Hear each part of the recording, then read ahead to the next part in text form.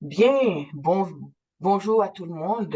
Bienvenue à la rencontre d'informations, rencontre, je dirais, surtout de présentation d'avancement d'activités de ces formatels avec son partenaire en Afrique, Sainte-Élisabeth.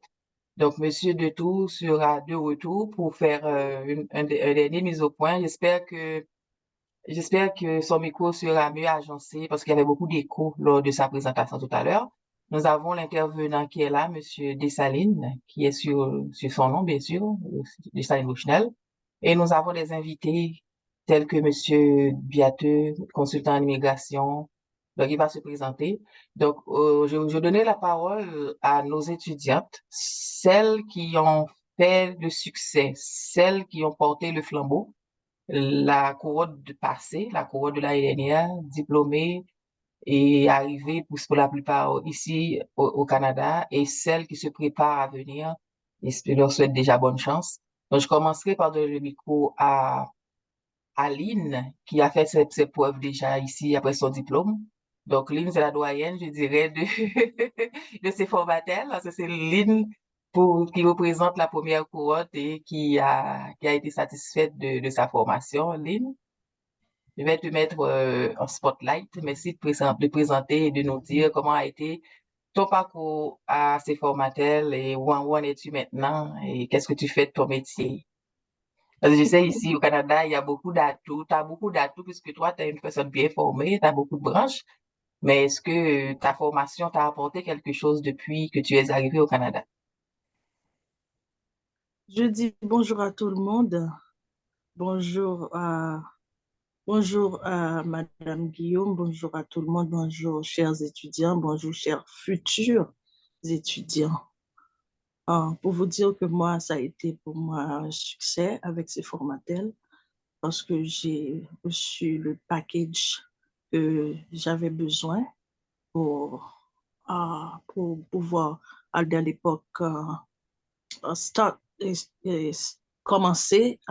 Excuse-moi, maintenant, je travaille en anglais pour pouvoir um, commencer avec tout ce que j'avais besoin comme compétences pour le métier. Et j'ai reçu une bonne formation. J'ai été acceptée partout. J'ai été acceptée partout. Alors, ce qui m'a attiré le plus, c'est que euh, il n'y a pas eu une institution qui, qui n'a pas été satisfaite de, de mes compétences. Alors, je dis merci à ces formateurs parce que j'ai été bien formée. Euh, je ne sais pas si vous avez d'autres questions, mais pour moi, ça a été un succès et encore, je suis en train de le vivre encore au Canada. Euh, c'est tout.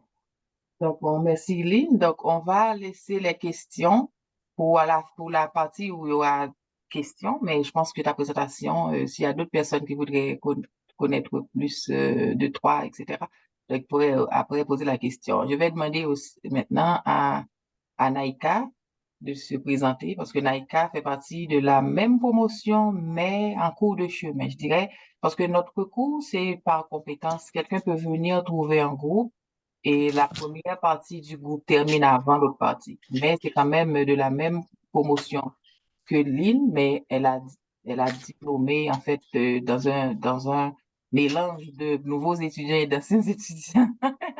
Donc, elle a eu son diplôme. Donc, Naïka, tu peux te présenter, vois-tu? Je te cherche. Bonjour, Voilà, oui. bonjour Madame Guillaume, bonjour tout le monde. Je suis très contente d'être avec vous ce matin. Donc, comme Madame Guillaume vient de dire, j'ai commencé avec Formatel au début de l'année et j'ai continué avec la cohorte 2024. Donc, pour vous dire, ça a été une très belle expérience. J'ai beaucoup appris, les cours ont été très bien dispensés. Je me suis sentie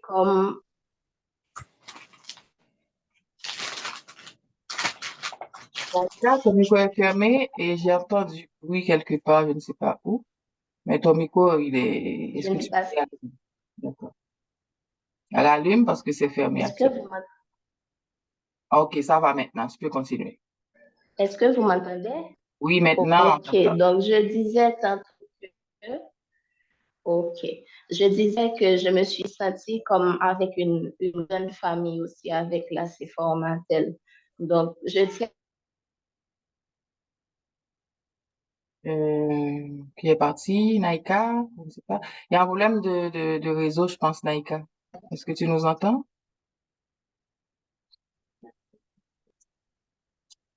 Naïka, je t'entends plus, mais ton micro est ouvert, par contre. Ben, si je peux résumer pour Naïka, Naïka est venue passer son stage. Je me rappelle plus. Est-ce que tu te rappelles de la date au CNEP? La date qu'elle était là? Oui, allô? Oui, vas-y, Naïka, parce que ton Internet te fait des tours, te joue des tours. Ah, Vas-y. ok, oui, j'ai un petit problème. Ton micro est fermé maintenant. Mhm. J'ai un petit problème avec mes écouteurs. Je m'en excuse. Donc, j'étais en train de remercier Madame Guillaume et Monsieur Dessalines parce que vous m'avez vraiment accompagné et non seulement lors de mon stage. Donc, ça a été très bien. Vraiment les nouveaux participants à prendre au sérieux le cours parce que ce que vous allez apprendre avec moi, c'est ce que vous allez appliquer. Alors, Vous aurez à tu passer as votre stage voyagé, et vous tu es aurez à... venu au stage quand? Tu es venu au Canada quand? Je ne me rappelle plus quand tu étais de ton passage au Québec récemment. Oui, j'étais au Canada. Ton micro est encore fermé. Donc, en tout cas, donc la date pour nous, c'est... Oui, vas-y. Ton micro est ouvert, je pense. Allô? Bon. Naïka, comme on est en train d'enregistrer, donc ce sera un petit peu difficile de ces genres de coupures. Donc, je rappelle pour toi que tu as passé tes cours, tu as obtenu ton visa de cours de formation de courte durée et tu es ici, tu es venu ici pour que tu puisses passer le stage. On t'a trouvé le stage effectivement. Mais avant le stage, tu as pris la formation PDSB et secours, RCL. En fait, avant même d'intégrer le stage, il faut avoir la certification de RCL DEA. Donc, c'est ce que tu as fait. Et ton stage, j'ai eu de bons feedbacks. J'ai eu le rapport de stage. Madame a été très satisfaite de ton passage chez elle avec je pense qu'une vingtaine de résidents. Et de toute évidence, elle voulait même que tu restes et tu as dû retourner chez toi. Eh ben, j'ai appris que c'était en décembre 2023 en pleine neige. Donc, c'est ça. Donc, je vais continuer. Après, Naïka, tu peux toujours prendre la parole quand tu auras arrangé ton micro. Et donc, pour le stage, je sais que ça a été un succès, mais tu es retourné chez toi en Haïti. Et maintenant, je crois que tu as demandé le visa pour tes deux enfants on t'a accordé. Et Oui, on t'attend ici oui, pour... effectivement. c'est ça? Tu comptes Oui, venir c'est après? ça. Tu comptes Oui, je compte venir? venir avec mes enfants. Mhm. Mhm. Bravo. Donc, Donc, vu qu'actuellement, on est bloqué à Port-au-Prince, il n'y a pas donc de je ne peux vol. pas déposer les passeports de mes enfants, mais je compte venir au Canada avec. Tout super. Donc, en attendant, sois prudente avec les enfants et maintenant, c'est le tour de Blondine. De Blondine, qui n'est pas la dernière, mais qui a été bloquée aussi en Haïti. Et heureusement, elle a fait de la magie. Elle est là maintenant. Donc, on lui dit bienvenue, qu'on est contente qu'elle soit au moins capable de venir avec son fils. Parce qu'elle, elle avait dit jamais sans mon fils. Elle voulait pas venir avant son fils. Donc, Blondine, dis-moi comment ça s'est passé pour toi, ta formation, ta demande de visa, les résultats et où en es-tu maintenant ici au Québec? Bonjour tout le monde, je suis Blondine Jean-Baptiste et Paul. J'étais infirmière dans mon pays avant de prendre le cours de ces formateurs, mais j'avais besoin de laisser le pays avec mon fils, mais je n'ai pas vraiment, j'ai l'habitude de voyager aux États-Unis, mais avec mon fils, c'était très difficile de laisser le pays quand mon fils n'a pas encore un visa pour laisser le pays.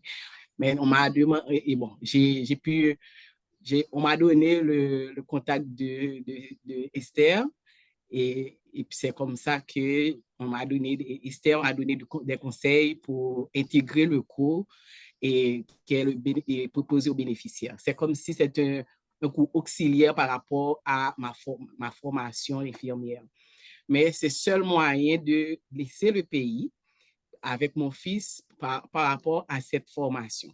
Alors, j'ai pris la formation et c'est une très bonne formation. Et dans le premier cours, on nous a parlé de aptitude, attitude. Alors, il faut avoir de la volonté pour faire quelque chose, surtout en Haïti. Et je pense qu'en Afrique, c'est la même chose pour nous. Et il faut beaucoup de volonté pour faire quelque chose parce qu'on a dans notre pays, c'est un pays qui n'offre plus d'opportunités à des professionnels. Alors, j'ai pris le cours parce que c'est très difficile pour moi à cause que j'étais déjà infirmière et le cours paraît plus facile parce que j'ai travaillé en même temps et j'ai pris le cours le soir et le samedi. Et c'est comme ça j'ai pu terminer le cours et ces formateurs m'ont envoyé les papiers qu'il faut pour faire la demande de visa. Et c'est comme ça que j'ai obtenu le visa. Mais encore, j'ai bénéficié double fois parce que Esther m'a donné beaucoup de conseils. C'est elle qui m'a dit que je peux voyager avec mon fils parce qu'on peut demander le visa d'étudiant. Je ne savais pas parce que mon fils est toujours au secondaire. Mais je vais essayer parce que j'ai trouvé le conseil assez formateur pour la demande de visa d'étudiant pour mon fils au niveau de secondaire. Alors, c'est comme ça, j'ai commencé à faire des démarches pour que mon fils puisse voyager avec moi parce que je ne peux pas le laisser encore une fois. À chaque fois, je l'ai laissé pour voyager, mais je ne peux pas le laisser encore en Haïti. Surtout, il y a des gangs et on est en guerre en Haïti entre nous.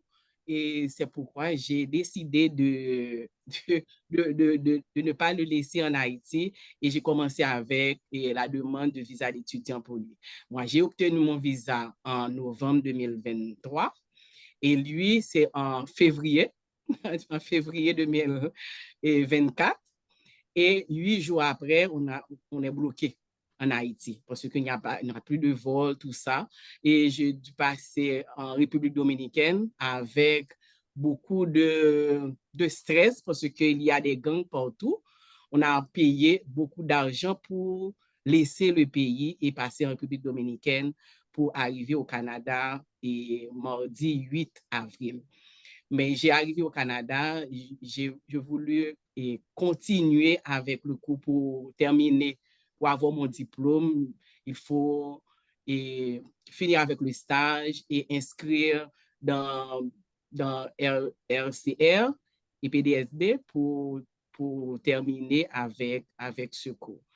Et j'ai dit à les autres étudiants qui sont là, il faut avoir du courage, il faut avoir de la volonté pour vraiment réaliser quelque chose parce que notre pays n'offre plus aux professionnels des opportunités que nous avons. Il faut laisser le pays pour arriver dans un autre pays. Et là encore, ça va continuer, la lutte va continuer parce que ce n'est pas vraiment on ne peut pas vous offrir quelque chose sur un plateau d'argent. Il faut encore travailler pour obtenir ce que vous voulez au niveau du Canada.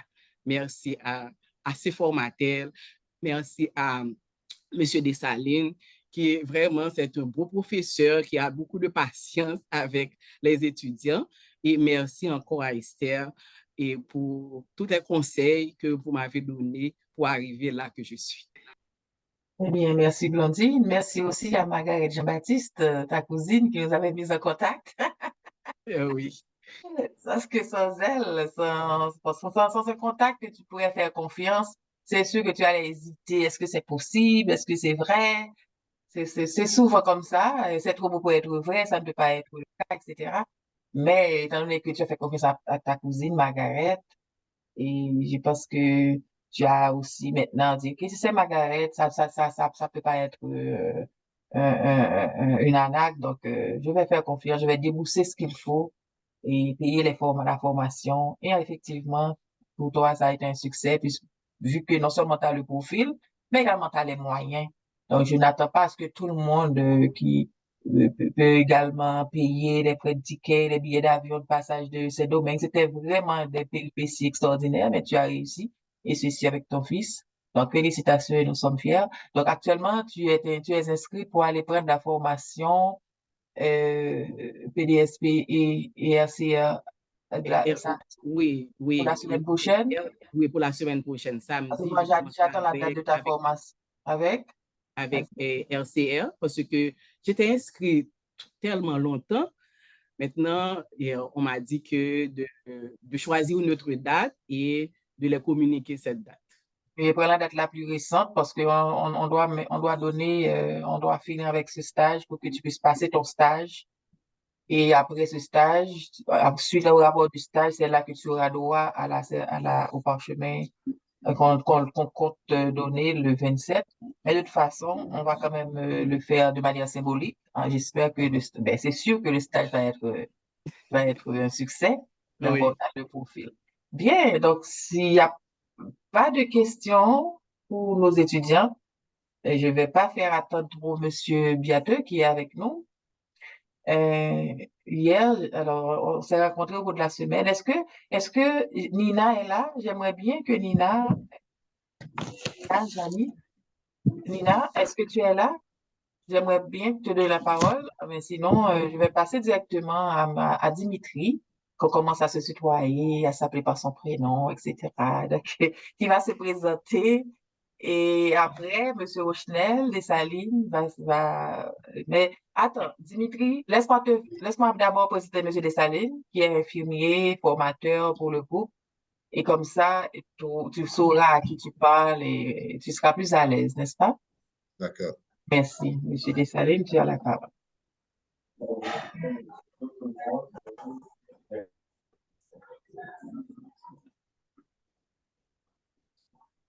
Son micro est fermé.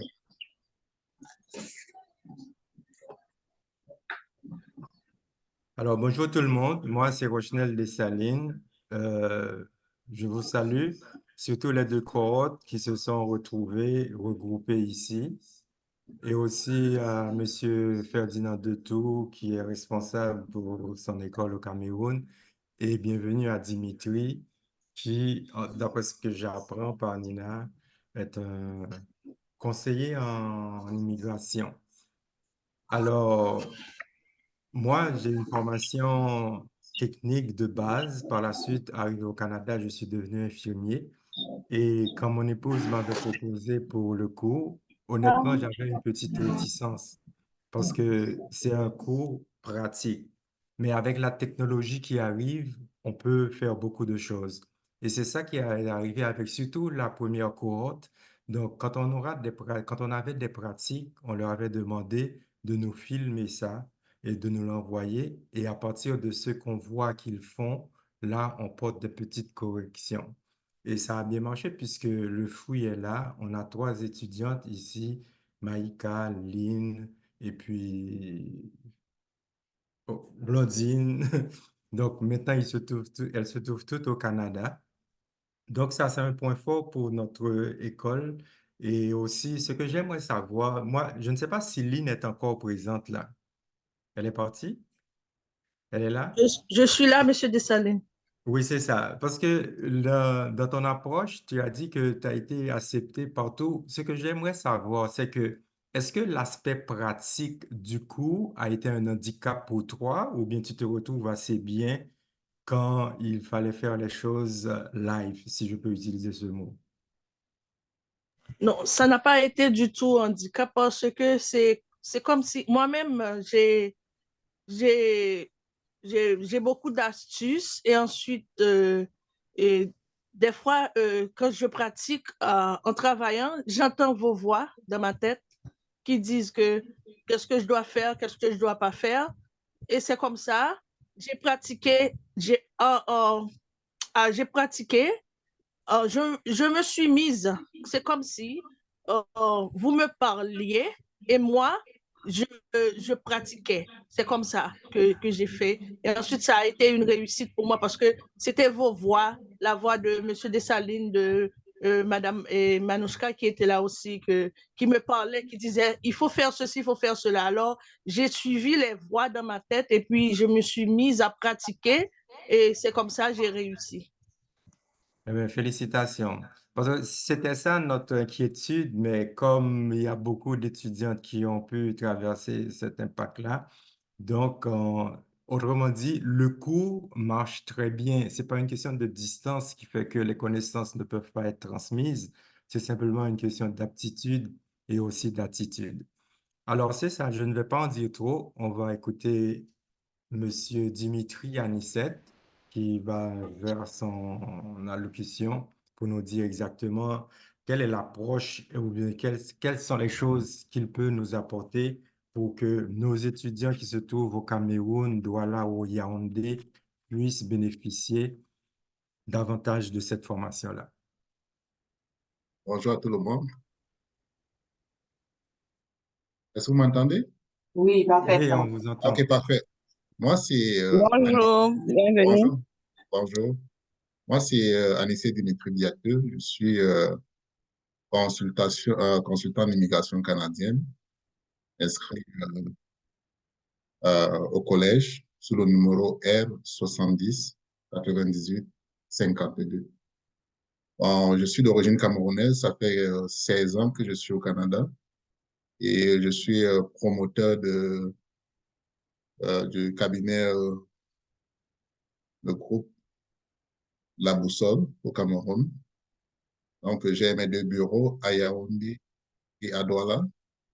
Bon, aujourd'hui, je vais intervenir juste pour vous parler de la partie immigration en lien avec votre formation de préposé que vous suivez à partir de vos pays respectifs. Certains sont en Haïti, d'autres au Cameroun. Donc, je voulais un peu vous parler à part ça aussi de la plus-value que cette formation peut vous apporter dans vos démarches d'immigration. En tout, et qu'est-ce que je vais aborder d'autre? Bon, au cours de la présentation, je vais peut-être aborder quelques à côté. Bon, déjà, je voudrais vous dire que la formation de préposé bénéficiaire, comme tel qu'on appelle ici, c'est l'équivalent de ce qu'on appelle aide-soignant dans nos pays, un peu comme au Cameroun. Vous savez qu'ici, la population, elle est vieillissante.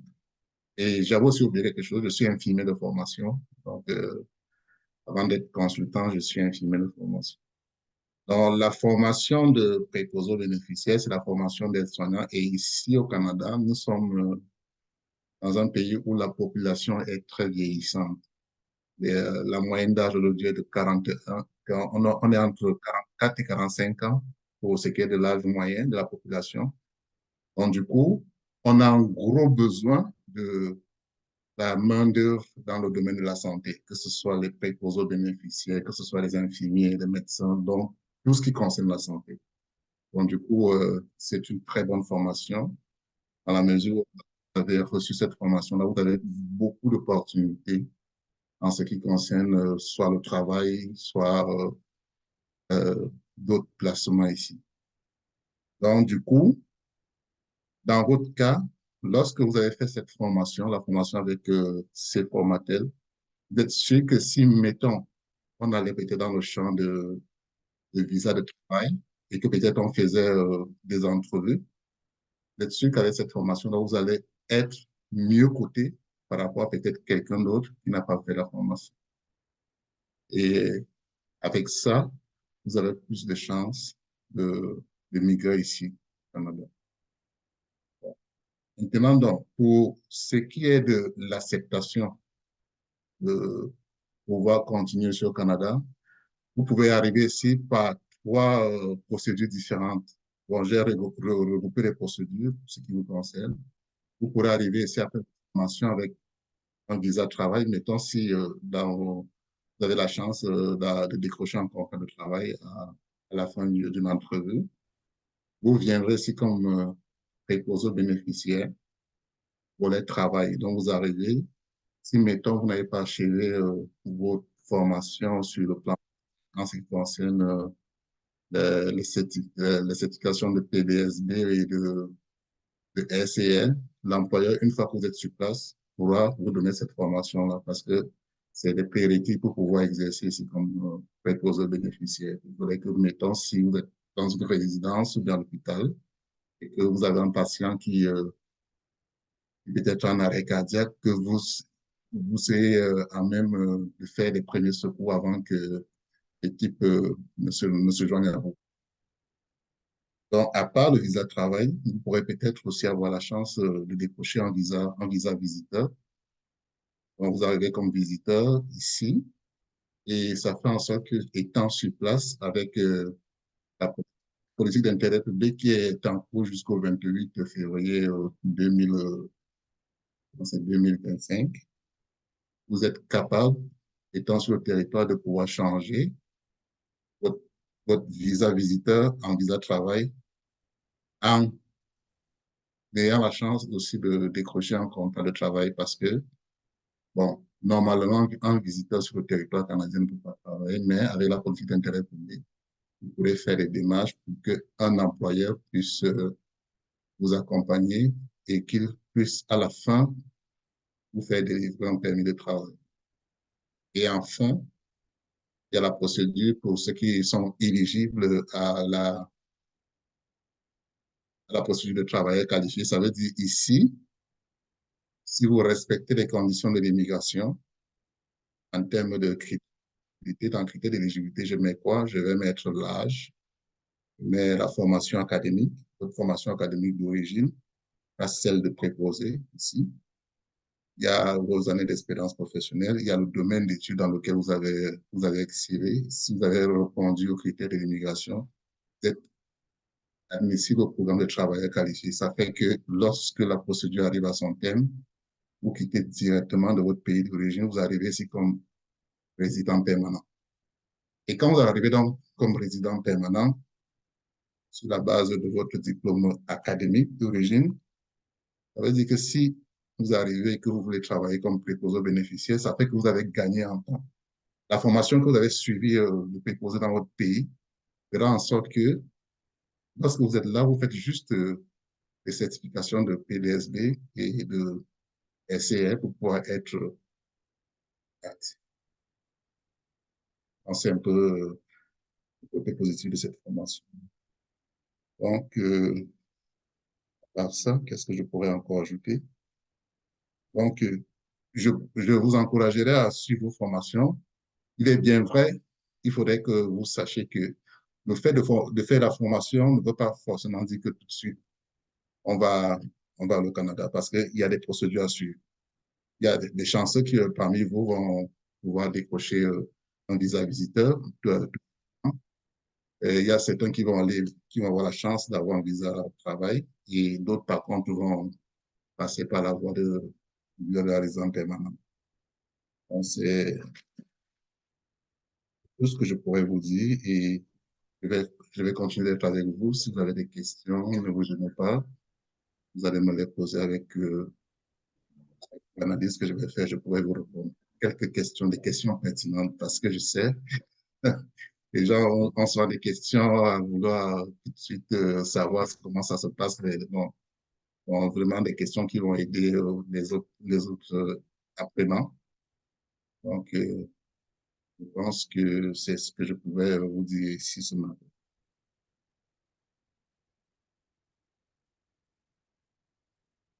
Merci beaucoup, Dimitri. Donc, je pense que ta présentation a été succincte et claire. Et ça donne aussi la possibilité aux autres de poser des questions et c'est ce qu'on va faire. Euh, donc, je résume un peu. Vous êtes avant tout infirmier de profession, consultant en immigration, et vous avez des bureaux qui offrent des services d'accompagnement de représentation en immigration au Cameroun, plus particulièrement à Douala, où se trouve notre école, l'école de notre partenaire Sainte-Élisabeth. Justement, nous avons beaucoup d'étudiants à Douala. Et vous avez aussi un bureau à Yaoundé et également nous avons des étudiants à Yaoundé, que ça tombe bien. Donc, je laisse la parole à Monsieur Detou s'il est là. S'il a des questions, je lui donne la priorité de poser ses questions en rapport à ça, à votre intervention. Et ensuite, j'ouvrirai le micro aux autres étudiants. Donc, Monsieur Detou, votre intervention tout à l'heure n'a pas été enregistrée, donc j'aimerais que vous fassiez un bref résumé de votre rôle à Sainte-Élisabeth, le programme, vraiment très court. Et puis, si vous avez des questions ou autre chose pour Monsieur Biateux, donc vous êtes la bienvenue. Merci d'ouvrir votre micro, s'il vous plaît. Merci, Madame Esther, de m'avoir passé la parole.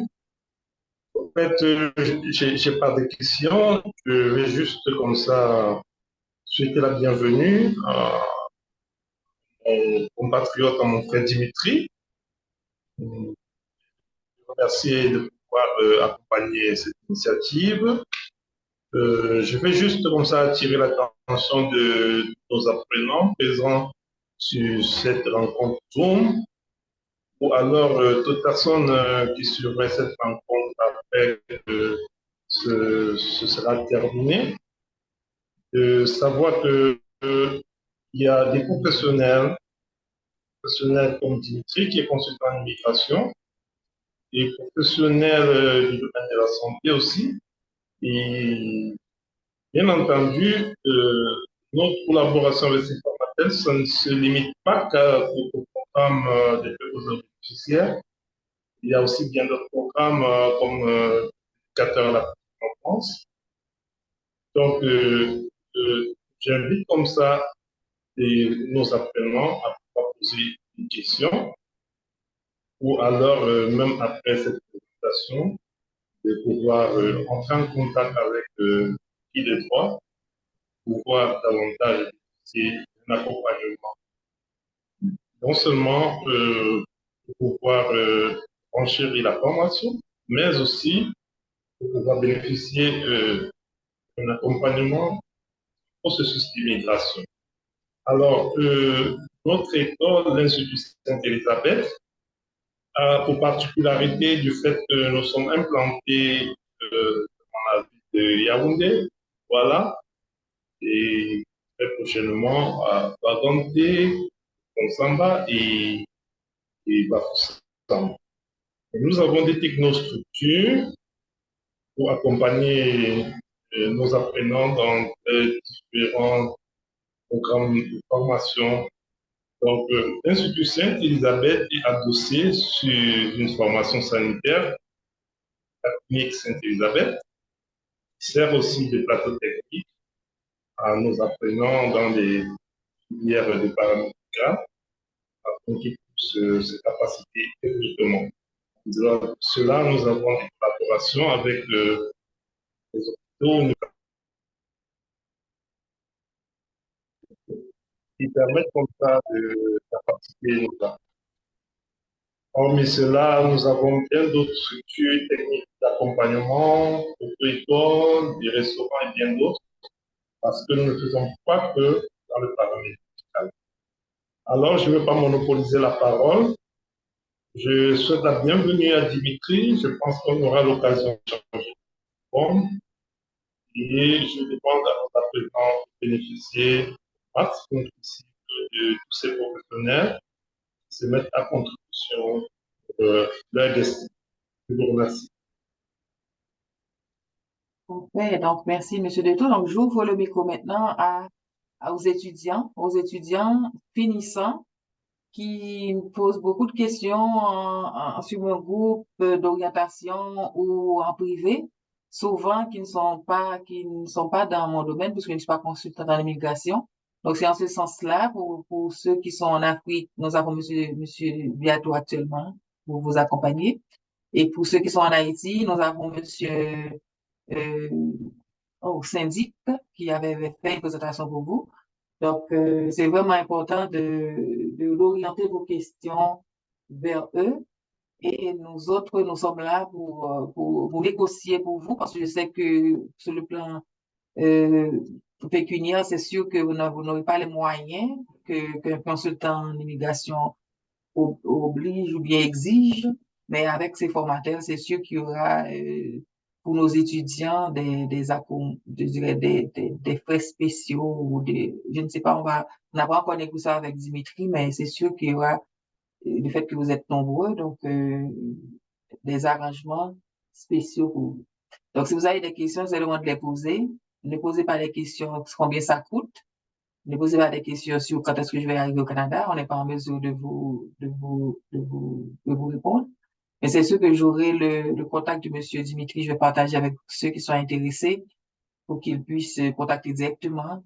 Et c'est au cas par cas, dépendamment de votre profil, dans quel domaine vous voulez faire la demande. Est-ce que vous voulez venir comme visa, comme visiteur, comme étudiant qui souhaite venir pour une formation de courte durée dans le cas de Blondine. En parlant de Blondine, est-ce que tu peux me dire ton visa, c'est marqué quoi? Est-ce que c'est marqué visiteur ou c'est marqué formation de courte durée? Parce que je sais que pour Naïka, c'est courte durée. Et toi? C'est visiteur et 5 ans. Visiteur 5 ans. Oui, D'accord. parce que quand on est visiteur, on a donné la date d'expiration du passeport. Si le passeport expire dans 10 ans, on vous a donné un visa 10 ans. Mais Ok, comme mon donc, passeport va expirer dans 5 ans, on m'a donné un visa pour 5 ans. ok. Lorsque tu as fait la demande de visa, tu avais fait la demande avec quelle lettre de motivation? Venir Avec votre lettre de motivation. Non, par rapport à la lettre que tu m'avais donnée. Non, est-ce que c'est pour venir pour une formation de courte durée, c'est ça? Pas formation de courte durée, mais j'ai embelli la chose pour dire que je vais compléter pour la loi 90, parce que la lettre que tu m'as donnée a mentionné que je vais d'une période de stage et pour continuer avec la loi 90. Okay, pour donc, certifier avec la loi 90. Alors, j'ai fait, par rapport à la lettre que tu m'as donnée, j'ai fait ma lettre de motivation par rapport à la lettre que tu m'as donnée, mais j'ai dit que je vais retourner parce que j'ai dit que j'ai mon père qui a 87 ans, alors je voulais lui donner des soins plus appropriés. Alors, je vais retourner dans ma famille pour aider les gens et des gens, des personnes et des vieillards, par exemple, comme mon père. Alors, il faut vraiment mentionner dans la lettre que tu vas retourner dans ton pays. C'est bon. Donc là, c'est vrai que lors des séances de coaching avec les étudiants, bon, s'ils n'ont pas les moyens, par exemple, de faire affaire de façon formelle avec M. Dimitri, c'est-à-dire qu'ils demandent seulement une consultation, ils n'ont pas besoin, ils peuvent pas se faire représenter. Donc, c'est sûr qu'ils auront besoin de comment faire de la lettre, etc., pour ne pas trop déranger Dimitri. Donc, c'est sûr que, je sais que tu seras avec moi pour les aider à formuler la lettre. Oui, très important, ça va un petit peu. C'est très important, oui. La lettre, c'est très important parce qu'il faut leur montrer que vous n'allez pas rester au Canada. C'est ça. Donc, pour ça, il faut aussi démontrer qu'on a un travail stable, etc. Donc, la je n'ai pas la rencontre de comment se préparer pour la demande. Donc, je voulais seulement vérifier avec toi, c'est pas un visa visiteur, c'est pas un visa pour formation que tu as. Non, c'est un visa visiteur pour 5 ans. C'est ça, malgré tu dis que tu vas venir, OK? Tandis que Naïka, je crois que son visa, c'est un visa de formation de courte durée, c'est ça, Naïka? Donc, c'est pour dire que c'est au cas par cas. Vous voyez, c'est vraiment au cas par cas. Donc, actuellement, le CERCUSUS est en demande. Et Rachel, est-ce que vous pouvez me dire où en êtes-vous avec votre demande? Je vous ai déjà envoyé. Avant de continuer, Esther, parce que moi, quand j'allais demander, j'ai aussi que mon travail m'a donné une lettre et j'ai pris et j'ai donné aussi une lettre bon, de congé. Mhm. C'est Alors, sûr. Oui, on voit que j'ai pris un congé dans mon travail pour venir. et c'est obligatoire. Quand on travaille, il Oui, faut démontrer la période qu'on va venir. On sera en congé. On sera en congé surtout. Si c'est un congé payé, c'est encore mieux. Donc, c'est important pour ceux qui oui, demandent le visa et un bon travail stable, des revenus, d'une famille, etc. Donc, c'est plus consistant. Donc, c'est le cas, c'est Monsieur Biatou qui aura à vous orienter là-dessus. Mais je tenais à vérifier avec Blondine, sa lettre, son visa, ça dit quoi, ça donne quelle limite. Donc, comme vous le oui. savez maintenant, avec votre visa, vous pouvez changer, chercher un travail. C'est sûr qu'après ton stage, madame, elle a voulu garder Naïka. Donc, Naïka, tu viens de perdre ton poste. Naïka, c'est Blondine qui va prendre ton poste. Il Parce va que prendre. fait l'offre de travail, parce que tu vas passer le stage là, au même endroit. Et puis maintenant, Blondine est arrivée. Donc, c'est sûr que c'est ça, c'est pas ce genre de poste qui manque, Naïka. Donc, t'as pas à te faire des soucis. Et surtout, c'était très, très loin de toi. Donc, c'est sûr qu'on va te trouver du travail proche de là où tu habites. Je sais que ce sera peut-être à Anjou, là où tu étais là. Tu étais descendu. Donc, on va commencer à planifier pour ton arrivée, afin de trouver une offre d'emploi qui te permet de trouver le permis de travail. Bien, donc j'ouvre le micro maintenant. Si vous n'avez pas de questions, merci Blondine. Euh, si vous n'avez pas de questions pour Blondine, pour Naïka, peut-être que vous avez des questions pour Dimitri. Je sais qu'il y a des problèmes d'Internet chez vous, mais iPhone, est-ce que c'est Nina qui est en voiture? Oui, c'est moi. Je m'excuse. Est-ce que vous m'entendez? Bien sûr, mais Naïka, Nina, attention, tu ne conduis pas, j'espère.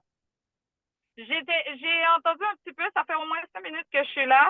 Ok. Et je m'excuse du retard. Je suis en voiture.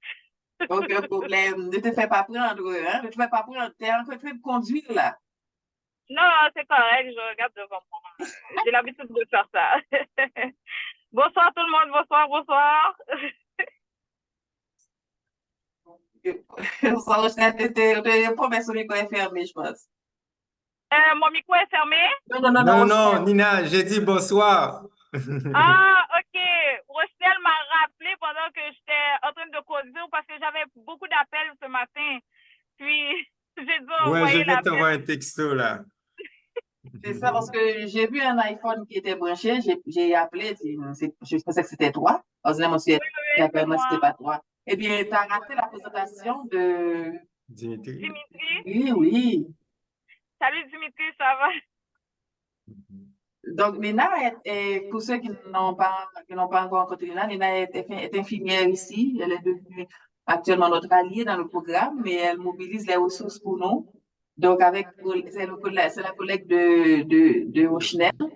Donc, elle va être aussi intervenante pour la prochaine cohorte, puisqu'on est en train de perdre Madame Tony Manouchka qui sera à travailler à plus de $100 par heure au Nouveau-Brunswick.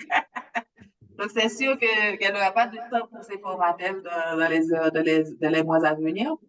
Donc, Nina, c'est elle qui nous a présenté Monsieur Biateux, Dimitri. Donc, Nina, est-ce que tu as un autre message important pour nous? Parce que l'autre mission que tu as, c'est de vraiment trouver de potentiel avec Dimitri aussi, de potentiels employeurs qui recrutent. Donc, c'est là notre démarche maintenant. Je ne veux pas faire de promesses, on ne veut pas dire, OK, vous allez trouver un travail, mais nous sommes engagés aussi à chercher, à tâter, afin de faciliter l'arrivée de ceux qui sont surtout au Cameroun. Oui, c'est ça. Ça serait trouver la main-d'œuvre au niveau, surtout les CHSLD privés, des employeurs privés qui sont en manque de ressources, surtout dans les régions éloignées. Exactement. Pour pouvoir faire, offre pour les présenter les employés qualifiés qui pourraient venir qui pourraient venir travailler au Canada. Certains employeurs, ils sont ouverts à ça, là, parce qu'ils en ont besoin. La main-d'œuvre est là. Voilà, donc Les besoins sont là. maintenant, Dimitri est motivé là-dessus et il voit nos étudiants. Et là, non, il ne faut pas Oui.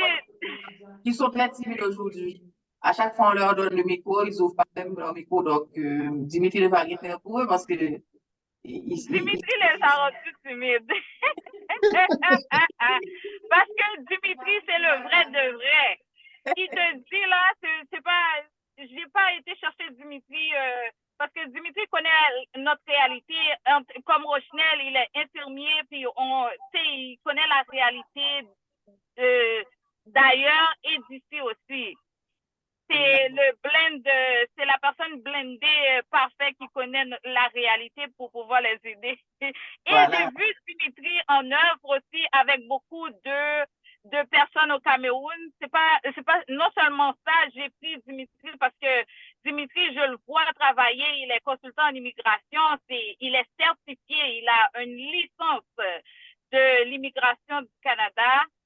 Ça fait que je le vois en œuvre avec ses compatriotes au Cameroun. Ça fait que c'est pas pour rien. J'ai dit, Dimitri va pouvoir les aider aussi. C'est ça. Donc, ils sont entre de bonnes mains, mais je vais les laisser parler maintenant. Dimitri a 2 succursales Cameroun. Moi, je suis même pas camerounais, je suis au courant de tout.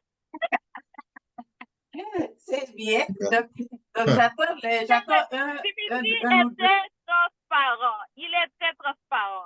Si après une consultation, s'il sait que ça ne va pas marcher, il va te le dire. Si on n'est pas là pour prendre l'argent des gens. S'il y a possibilité, on y va. C'est pour ça qu'on a besoin de consulter. C'est cas par cas. C'est cas par cas. Ça ne veut pas dire que ça a été bon pour ma collègue à côté, puis ça va être bon pour moi, puis on a le même chemin. Parce que chaque personne a leur ADN. Exactement. On a tous une ADN différente. C'est pour ça que l'immigration, là, c'est cas par cas. Voilà, c'est pourquoi on ne peut pas seulement prendre la lettre de Blondine parce qu'elle a donné du succès et la coller pour présenter à l'immigration.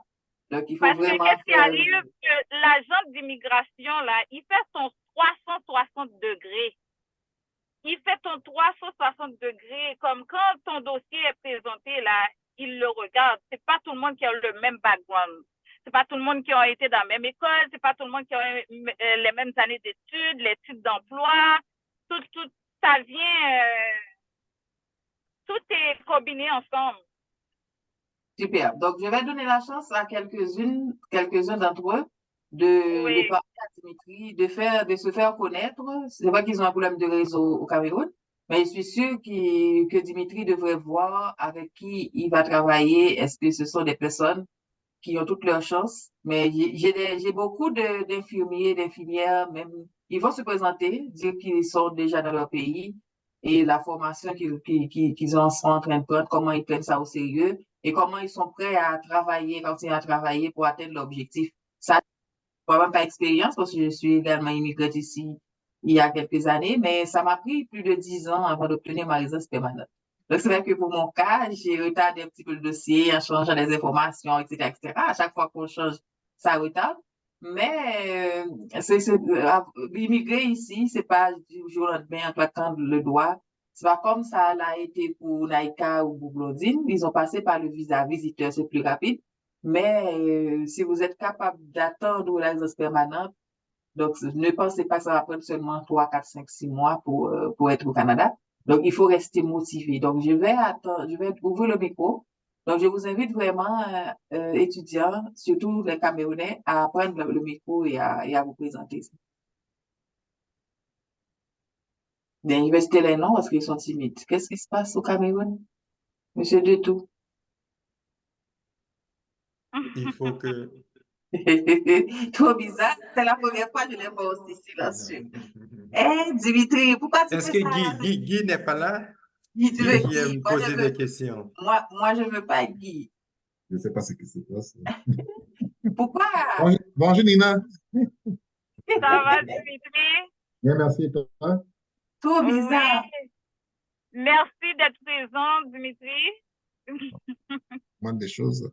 Eh bien, je vais citer des noms. Je vais citer des noms. Il y a Adassa aussi, là. Oui, on va citer des noms. Est-ce que Diane peut ouvrir son micro, s'il vous plaît? Je lui promets, Diane. Oui, oui, bonsoir tout le monde. Il y a moyen de paraître ton visage aussi, parce que nous sommes quand même en classe et toujours avec le micro, la caméra ouverte. Merci. D'accord. Bonsoir tout le monde. Bonsoir. Moi, je suis contente de la séance, de la réunion, en fait, et de savoir qu'il y a un consultant camerounais qui est là, ça me galvanise aussi parce qu'il connaît les réalités du pays. Et bon, nous, le principal souci qu'on avait, c'était par rapport au délai du visa visiteur. Parce que les délais changent constamment. Parfois, ça prend 9 mois, parfois, ça passe à 7 mois. Qu'est-ce qui justifie vraiment la durée, ce changement de durée dans les visas visiteurs, Monsieur Dimitri? Bon, C'était ça ma question. Merci, Ok. merci. Merci Diane pour ta question. Il faut savoir que dans chaque demande de visa, c'est toute une histoire. Parce que lorsqu'on soumet une demande en ligne, votre demande, lorsqu'elle est soumise, elle est cotée à un agent d'immigration qui travaille de l'autre côté. Ça va dépendre de sa façon de travailler. Il y a certains qui travaillent plus vite, certains qui vont prendre plus de temps, certains qui vont être malades quand votre demande va être reçue. Il va s'absenter, il ne va pas être disponible. Du coup, en ce qui concerne les délais, c'est vraiment au cas par cas, c'est pas généralisé. Vous allez voir, quelqu'un va soumettre une demande de visa, ça va faire 2 semaines, 3 semaines, 4 semaines, c'est au cas par cas. Donc, on n'a pas dit quelque part qu'une demande de visa, lorsqu'on la soumet, ça va faire 2 mois, 3 mois. Non, non, non, c'est vraiment au cas par cas. Donc, il y a beaucoup de paramètres qui entrent en jeu et qui parfois échappent à notre contrôle. Merci. C'est vrai, je peux dire ce que Dimitri a dit, c'est ça, c'est cas par cas, parce que la personne à qui votre dossier est soumise, ça se peut que la personne elle travaille vite, et aussi ça se peut que la personne que votre dossier a été soumis, sa cheville ou son pied est cassé, il ne rentre pas travailler pendant 1 mois. Ça fait que votre dossier est entre 2 chaises. Ça se peut que la personne qui le remplace s'en fout du dossier de l'autre en attendant que l'autre arrive. C'est des délais bureaucratiques, puis c'est cas par cas. Autant que quelqu'un, ça peut prendre 1 mois, 2 semaines, tout de suite, ça marche. Il y en a, ça prend 7 mois, 5 mois, 6 mois, 10 mois. Merci bien. D'accord, merci Diane. C'était une belle question. J'attends d'autres parce que je dois citer aussi d'autres noms. Il y a quelqu'un qui s'appelle Techno qui est monté. Techno C16. Nina désigne Techno. Techno, tu connais bien ton nom. Tout le temps, je te dis d'inscrire ton nom au lieu de ton téléphone. Donc, ouvre ton micro, s'il te plaît, parce que Nina te désigne. Si tu es... non, c'est juste parce que son écran est ouvert. Je pense qu'il a une question. Ah, d'accord. Vas-y, ouvre donc ton micro, Techno 16. Oui, toi là qui me regarde. Peut-être qu'il ne sait même pas si son téléphone s'appelle Techno. OK, donc je vais passer à Elisabeth. J'avais dit une voix masculine. Elisabeth, attends, je prends Gilles. Voilà. Oui, un instant. Bonsoir, Madame Messer. Bonsoir, Monsieur Desali. Bonsoir. Gilles. Bonsoir, chers camarades. Vas-y. Oui, je suis très heureux de participer à la réunion. Là, nous sommes en fin de parcours, je peux dire scolaire. Bon, maintenant, nous sommes en train d'entamer l'étape d'immigration. Mon souci, j'aimerais savoir quelle date exactement nous pouvons envisager mettre pour pouvoir espérer un visa visiteur. Là est ma question. Oui, je comprends sa question, Dimitri. C'est vraiment, parfois, il me demande, Madame, la lettre d'invitation qu'on va m'envoyer doit dire quelle date? Est-ce que ça doit prendre dans les six prochains mois ou bien ça rentre peut-être dans les... Moi-même également, j'ai la difficulté à leur dire, OK, inscrivez-vous dans une formation de courte durée en RCDEA ou PDSB dans les 3 ou 4 prochains mois parce que je ne sais pas quand le temps de traitement, ça prend quoi pour qu'ils ne risquent pour qu'ils ne risquent pas de perdre leur argent parce que pour s'inscrire au cours, ils doivent payer les frais. Donc, il faut avoir une preuve qu'ils vont venir pour une formation. Donc, c'est ça. Avec le Cameroun, en Haïti, je sais, mais au Cameroun, je ne sais pas ça prend combien de temps et quelle date ils doivent mettre.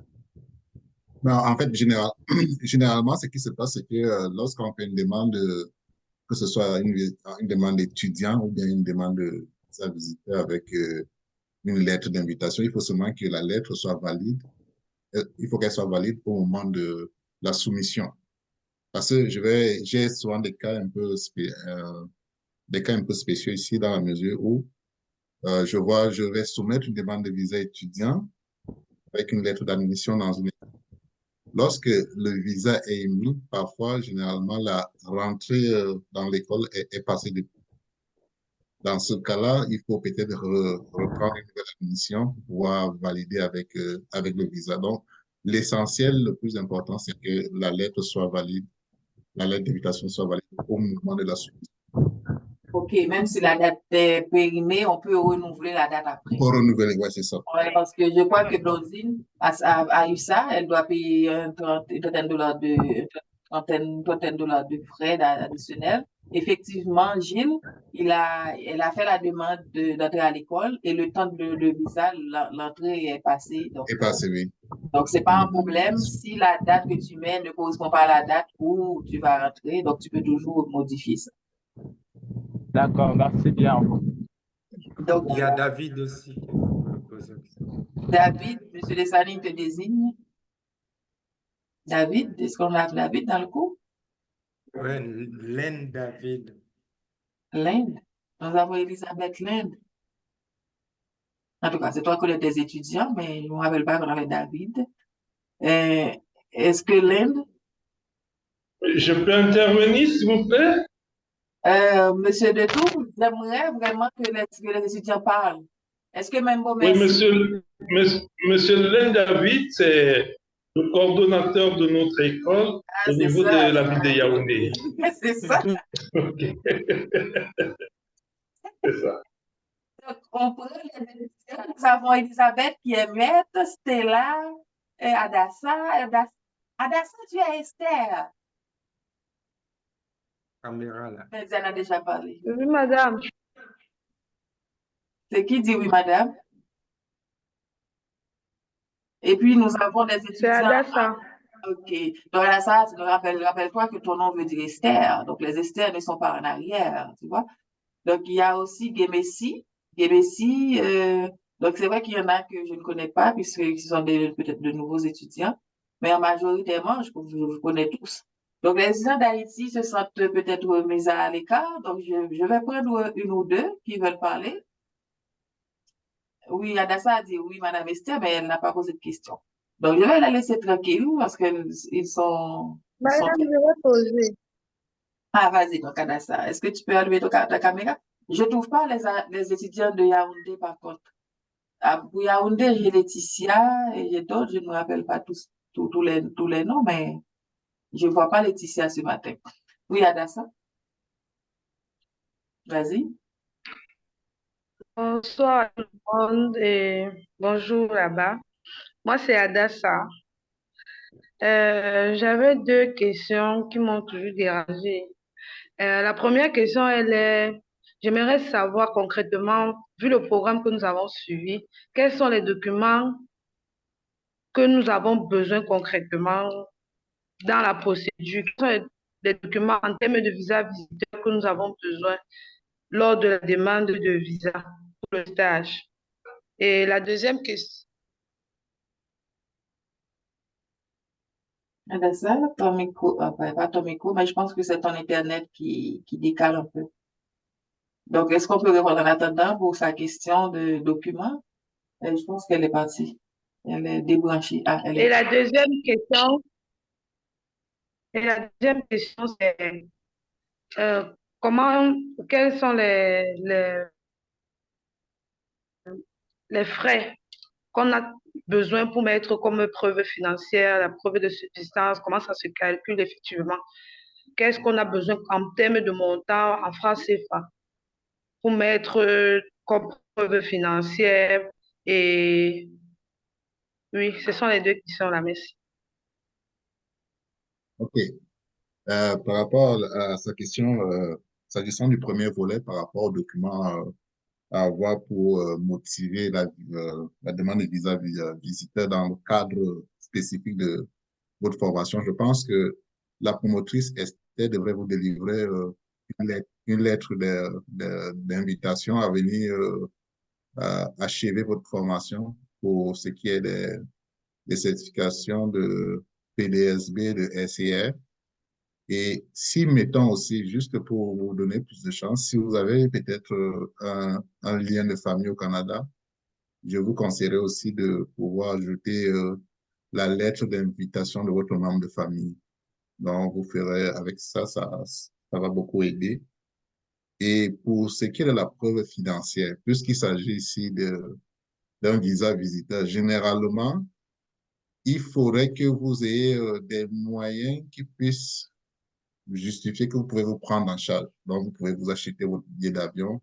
Il est bien vrai, même si vous avez une lettre d'invitation pour venir ici, il faudrait que vous démontrez que vous avez une indépendance financière. Donc, l'argent pour pouvoir se payer un billet d'avion, l'argent pour pouvoir se prendre en charge, même si on vient chez quelqu'un, chez votre membre de famille, ou bien si vous venez et que vous devez aller à l'hôtel, dans un hôtel, où vous devez avoir démontré que vous avez suffisamment d'argent pour pouvoir vous payer votre chambre d'hôtel. Si, mettons, donc, c'est les calculs qu'on fait, si, mettons, on prend une chambre d'hôtel ici au Canada, peut-être pour ce qui est de la province du Québec, qui coûte, je vais prendre le prix moyen, si on se situe à 100 $, parce qu'on peut avoir des hôtels qui coûtent moins cher et que peut-être vous demandez un visa visiteur de 3 mois, 4 mois, vous faites le calcul rapide, vous faites 4 mois, on est à 120 jours, 120 $, on va être déjà à 12 000 $. Vous prenez 12 000 $, vous mettez votre billet d'avion, mettons 4 000 $, des frais de subsistance dans la nutrition et vos assurances, le téléphone, le transport en bus.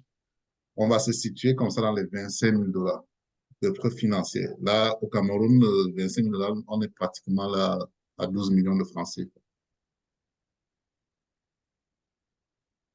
Mais si vous avez un lien de famille, pas forcément besoin d'avoir cet argent-là parce que lorsque vous avez peut-être votre lien de famille, si on comprend que tout de suite, votre personne qui vous invite ici va vous aider en vous prenant chez elle.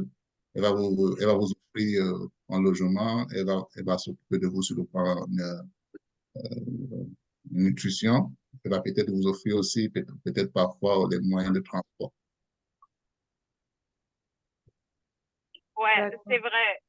Si vous avez un lien de famille, ça vous reviendra nettement moins cher parce que la personne peut dire qu'il peut vous loger.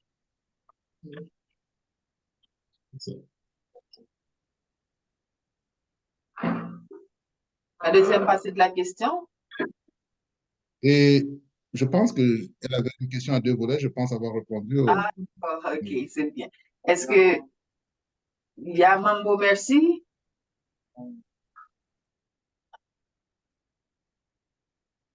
Est-ce que Nadine est là? Nadine, elle est infirmière.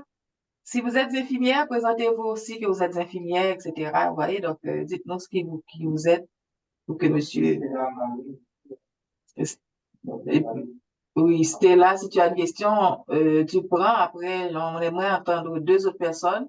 Et enfin, on donne la parole à quelqu'un qui est en Haïti. Et après, je fais la conclusion. Stella, as-tu une question, Manu? Oui, madame.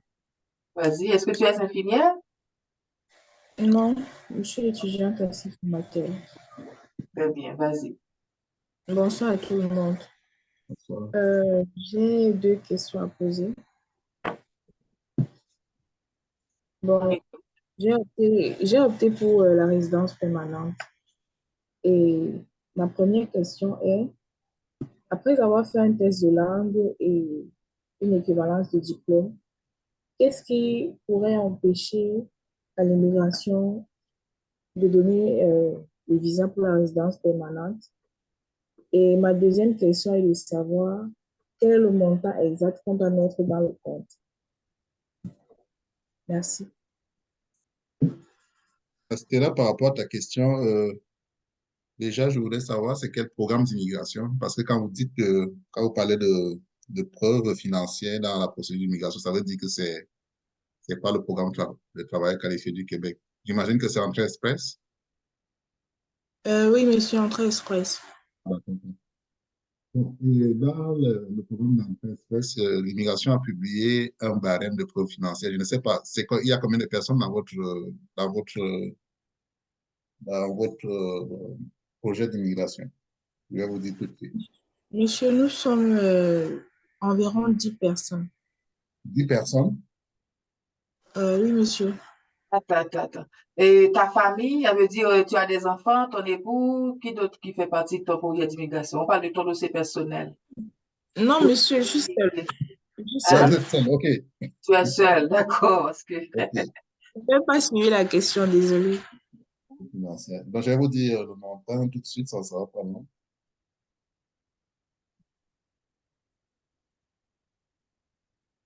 Pour quelqu'un qui est seul, c'est 13 757 $. Donc, on est pratiquement à 6 500 000.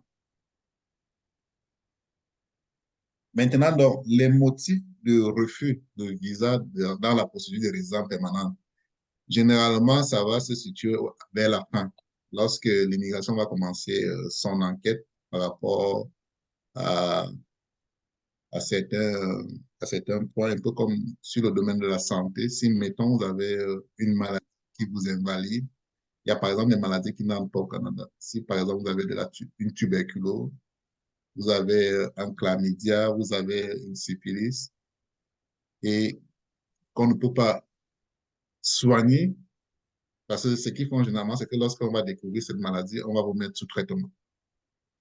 Et si, après une certaine période, vous n'avez pas peut-être atteint le seuil acceptable qui puisse entrer sur le territoire, on va vous refuser votre visa. Si, mettons, à la fin, ils découvrent que par le passé, vous avez été dans une guerre contre les intérêts du Canada à l'extérieur, vous avez peut-être participé à un génocide. Allô? OK. Si, par exemple, vous avez été intervenant dans un génocide, vous avez fait de la guerre quelque part comme les intérêts du Canada, vous avez été dans le crime organisé, c'est sûr qu'on va vous refuser un visa parce que vous présentez une menace pour la sécurité au Canada. Donc, il y a les motifs sanitaires. Si, mettons, par exemple, on découvre que vous avez un VIH lors des visites médicales et que on a fait votre charge virale. La charge virale, c'est pour voir le taux de développement du virus, le taux de circulation du virus dans votre organisme. Si vous n'avez pas une charge virale acceptable, ils ne vont pas accepter que vous puissiez entrer sur le territoire canadien. Donc, c'est un peu là quelques motifs qui pourraient faire en sorte que vous n'ayez pas votre visa de résident permanent à la fin. D'accord, merci, monsieur. Ça fait plaisir. Donc, est-ce qu'il y a, moi, j'ai une question par rapport à sa question, est-ce qu'il y a un minimum ou un maximum, un minimum d'expérience, d'années d'expérience dans le domaine d'études qu'on exige? Pour ce qui est de du visa de résident permanent? Oui, pour la demande de résident Entrée Express ou Oui, dans le cadre du visa de résident permanent, il y a des critères d'éligibilité. Vous avez parlé, il y a l'âge, il y a le domaine d'études, il y a le niveau d'études, il y a les années d'expérience professionnelle. Pour ce qui est, par exemple, de Entrée Express, dans 13 on va aller juste voir le domaine d'études, le niveau d'études autant pour moi, parce que ici, que vous soyez diplômé en français, espagnol, allemand, n'importe quelle formation, on ne veut pas savoir, on ne s'intéresse pas au domaine. C'est le niveau. Donc, si vous avez peut-être une licence, ou bien vous avez un BTS licence, ou bien vous avez un master, ça vous donne plus de points. Et au niveau de l'expérience professionnelle, c'est minimum 1 an. Il faut avoir minimum 1 an. Et au niveau des tests de langue, il faut avoir un test de langue avec minimum un niveau 7 pour chaque épreuve. Parce que sur une épreuve, un test de langue, on a 4 épreuves. On a l'expression orale, la compréhension orale, l'expression écrite, la compréhension écrite. Donc, dans chaque épreuve, il faut avoir minimum 7 à l'échelle. Donc, vous avez ça, vous entrez dans le bassin, vous attendez la sélection. Si vous êtes sélectionné, à ce moment-là, en soumettant votre demande, vous ajoutez votre preuve financière et vous attendez quand on vous demande d'aller faire des visites médicales. C'est un peu ça. Donc, c'est minimum, Esther, c'est minimum 1 an pour ce qui est de l'expérience. Merci. Diane?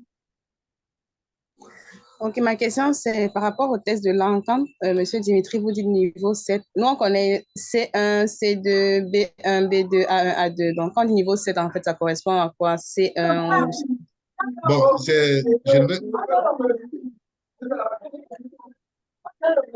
le micro, s'il vous plaît. Je ferme le micro, M. Gembessi. Il faut le laisser fermer si vous avez du bruit autour de vous. Oui, désolé. Bon, en fait, l'immigration a son échelle de pondération qui va ça commence à 4 jusqu'à 12. Bon, je ne vais pas entrer là-dedans parce que c'est un peu complexe. Je ne peux pas l'expliquer ici, là. On a, par exemple, pour ce qui est des tests de langue acceptés dans le cadre de Entrée Express, on regarde l'échelle. C'est le TEF qui est accepté et le TCF Canada. TCF Canada, TF Canada.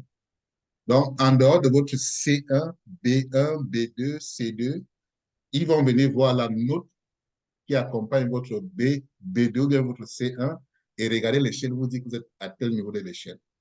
Alors que lorsqu'on sort du cadre de Entrée Express et qu'on vient au niveau du programme de travail qualité du Québec, on s'intéresse juste à votre code. Par exemple, au niveau de Québec, les tests de langue sont acceptés pour ce qui est des épreuves orales, expression orale, compréhension orale, c'est minimum B2. On ne peut pas regarder ce qui vient derrière B2. Dès que vous avez B2, votre test est accepté. Alors que lorsqu'on va dans Entrée Express, si vous avez B2, mais on va regarder la note qui accompagne votre B2 pour voir à quel niveau de l'échelle vous vous situez. Vous pouvez avoir B2, vous pouvez avoir B2 et avoir l'échelle 7. Comme vous pouvez avoir C1 et ne pas avoir l'échelle. Donc, c'est un peu, chaque programme a ses spécificités. Entrée Express, c'est un peu spécial là-bas. Donc, en dehors de votre notation C1, C2, on va regarder les points qui vont avec et on va vous situer au niveau des lectures. D'accord, merci. Bien. Merci, l'Afrique. Je prends une intervention en Haïti. Ensuite, on fait la conclusion. Adassa, tu as levé la main? Oui, madame. Oui. Excusez-moi, s'il vous plaît, monsieur Dimitri. Quand vous avez parlé de lien de famille, si quelqu'un peut nous envoyer un lien de famille, quels sont ces documents-là effectivement qu'on demande? Et s'il vous plaît, vous n'avez pas tout énuméré les différents documents à fournir dans la procédure de visa. C'est juste ça que j'avais comme question, merci. Quand je parlais de lien de famille, quand on dit lien de famille, ça veut dire que, par exemple, vous êtes au Cameroun, vous avez ici soit votre frère, soit votre soeur, soit votre père, soit votre mère. C'est ce qu'on appelle le lien de famille. Si vous êtes dans cette situation-là, que vous avez votre frère ou votre soeur va rédiger une lettre comme quoi j'invite mademoiselle, je ne sais pas si c'est madame ou mademoiselle Adassa, à venir séjourner au Canada de telle date à telle date. Il va prendre la lettre, il va se rendre devant un commissaire à la sermentation qui va sermenter, qui va signer ou bien sur un notaire, comme quoi il prend l'engagement de vous offrir un hébergement pendant votre séjour. En dehors de cette lettre, il va fournir des documents qui prouvent qu'il a une santé financière, donc il a un revenu qui vient de son emploi, donc il va présenter aussi une lettre d'emploi et les documents qui démontrent son statut au Canada. Si, par exemple, il est résident permanent, il va donner une copie de sa résidence permanente ou bien de sa confirmation de résidence permanente s'il est citoyen canadien. Vous pouvez faire la copie de ça, vous l'envoyez. Vous, à votre niveau, vous allez aussi apporter des documents qui prouvent que vous n'êtes pas quelqu'un de désœuvré, vous n'êtes pas quelqu'un qui ne fait rien. Donc, si vous travaillez, par exemple, vous allez apporter des documents qui prouvent que vous travaillez. Ça va être votre contrat de travail, ça va être vos relevés de paye, votre attestation de compte bancaire. Et si vous travaillez, je pense que ça va aussi prendre une permission au niveau de votre emploi. Peut-être si ce sont des vacances, votre chef hiérarchique ou bien votre employeur va vous signer une lettre de mise en vacances. Il y a une question. D'accord, monsieur. Alors, je ne sais pas si c'est une question ou si c'est une confirmation. Une tante aussi peut fournir des documents liés de famille. Ben, une Oui. amie aussi peut inviter, n'est-ce pas? Si c'est une invitation pour ceux qui veulent venir demander de visa, je pense qu'une amie aussi. Un ami, une amie, non? Un ami, ça va être compliqué parce que, tu sais, on est ici au Canada, tu sais un peu comment, il va se poser la question de savoir, mais quelle est vraiment la motivation? Un ami, ça n'a pas vraiment de poids comme quand c'est quelqu'un de la famille. Vous comprenez? Ça, c'est pour le visa ou pour la demande d'express? Pour le visa, lorsqu'on parle de visa express ou bien de visa de résidence permanente, on n'a pas besoin d'invitation. Dès que vous avez répondu aux critères de l'immigration, vous faites votre seul. Mais dans le cadre de l'invitation, ça va prendre une lettre d'invitation. Si quelqu'un n'a pas de lettre d'invitation, à ce moment-là, il faudrait que la personne fasse des réservations d'hôtel parce qu'il ne va pas venir dormir à la Belle Étoile. Il va faire des réservations d'hôtel, des réservations de vol, il va prendre une police d'assurance, alors que lorsque on a un lien de famille, on n'est pas obligé d'apporter toute cette documentation. Merci. Madame Adaza, est-ce que j'ai répondu à votre question? Oui, monsieur, merci. Avez-vous d'autres questions? Oui, monsieur, mais après Haïti, mais j'essaie de recueillir tout ce que vous avez dit. Ok. Est-ce que Suze, tu peux nous dire où tu en es avec ta demande ou bien Rachel? Je sais que le pays est fermé actuellement, mais c'est en ligne qu'il faut faire la demande de visa. C'est vrai que vous pouvez faire la demande, vous n'avez pas encore la possibilité d'aller déposer le passeport. Donc, est-ce que vous êtes un peu édifié par rapport aux documents? Parce que les informations que Dimitri vient de fournir, c'est possible pour nous en Haïti. Donc, c'est presque les mêmes documents. Donc, est-ce que cette rencontre-là vous a un peu édifié par rapport aux documents, aux conditions? Est-ce que vous avancez dans votre processus puisque vous êtes en fin de formation? Suze ou bien Rachel ou bien qui d'autre est là? Avant Stella? Eh bien, si Suze n'est pas là, Suze? OK. Donc, on passe à Stella de Cameroun. Vas-y, Stella. Monsieur Dimitri, j'ai une autre question. Quels sont les documents à fournir concernant la résidence permanente? Les documents à fournir de la résidence permanente dans le cadre de l'entrée express? L'entrée express, monsieur. Oui, bon, généralement, pour ce qui est de l'entrée express, lorsque vous faites votre déclaration en ligne ou entrer dans le bassin, on va vous demander des informations sur vos études, On va demander des informations sur votre famille, votre statut matrimonial. On va demander des informations sur vos antécédents en lien avec l'immigration. Lorsque vous avez fait l'objet de l'invitation, au moment de soumettre la demande, on va demander des documents qui reviennent toujours. Ça va être votre acte de naissance, ça va être votre casier judiciaire, ce qu'on appelle le certificat de police, qui prouve que vous n'avez jamais fait la prison. Si vous avez déclaré que vous êtes marié, vous allez apporter votre acte de mariage, vos études. Si vous avez dit que vous avez une licence ou bien un master, il faudrait bien que vous apportez l'équivalence au Ouest que vous avez fait de vos études et les diplômes du Cameroun qui accompagnent cette équivalence. Si vous avez dit que vous travaillez, il faut apporter l'attestation d'expérience professionnelle qui va avec et la preuve financière parce que, comme je disais tantôt, pour quelqu'un qui fait une procédure seule, c'est environ 6,5 millions. Il faudrait que vous apportez l'attestation bancaire qui atteste que vous avez cette somme d'argent. Vous allez faire des photos, une photo respectant les directives de l'immigration. Vous allez faire une copie de votre passeport. Et entre espèces, tout se fait en ligne. Donc, vous remplissez toutes les cases et à la fin, on va vous demander tous les documents que j'ai demandés et vous allez soumettre. C'est pas difficile. Quand vous avez donc soumis, l'agent d'immigration de l'autre côté va passer à la vérification et si tout est OK, on vous demande dans un premier temps d'aller faire la biométrie. On fait de la biométrie, on vous demande par la suite d'aller faire des visites médicales.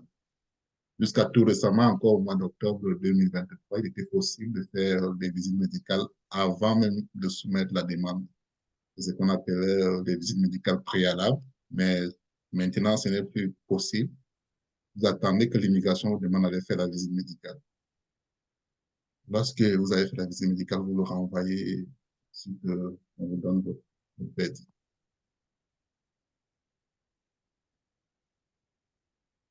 Pardon, monsieur, je n'ai pas suivi la fin. Je dis que lorsque l'immigration va vous demander de faire votre visite médicale, vous allez le faire.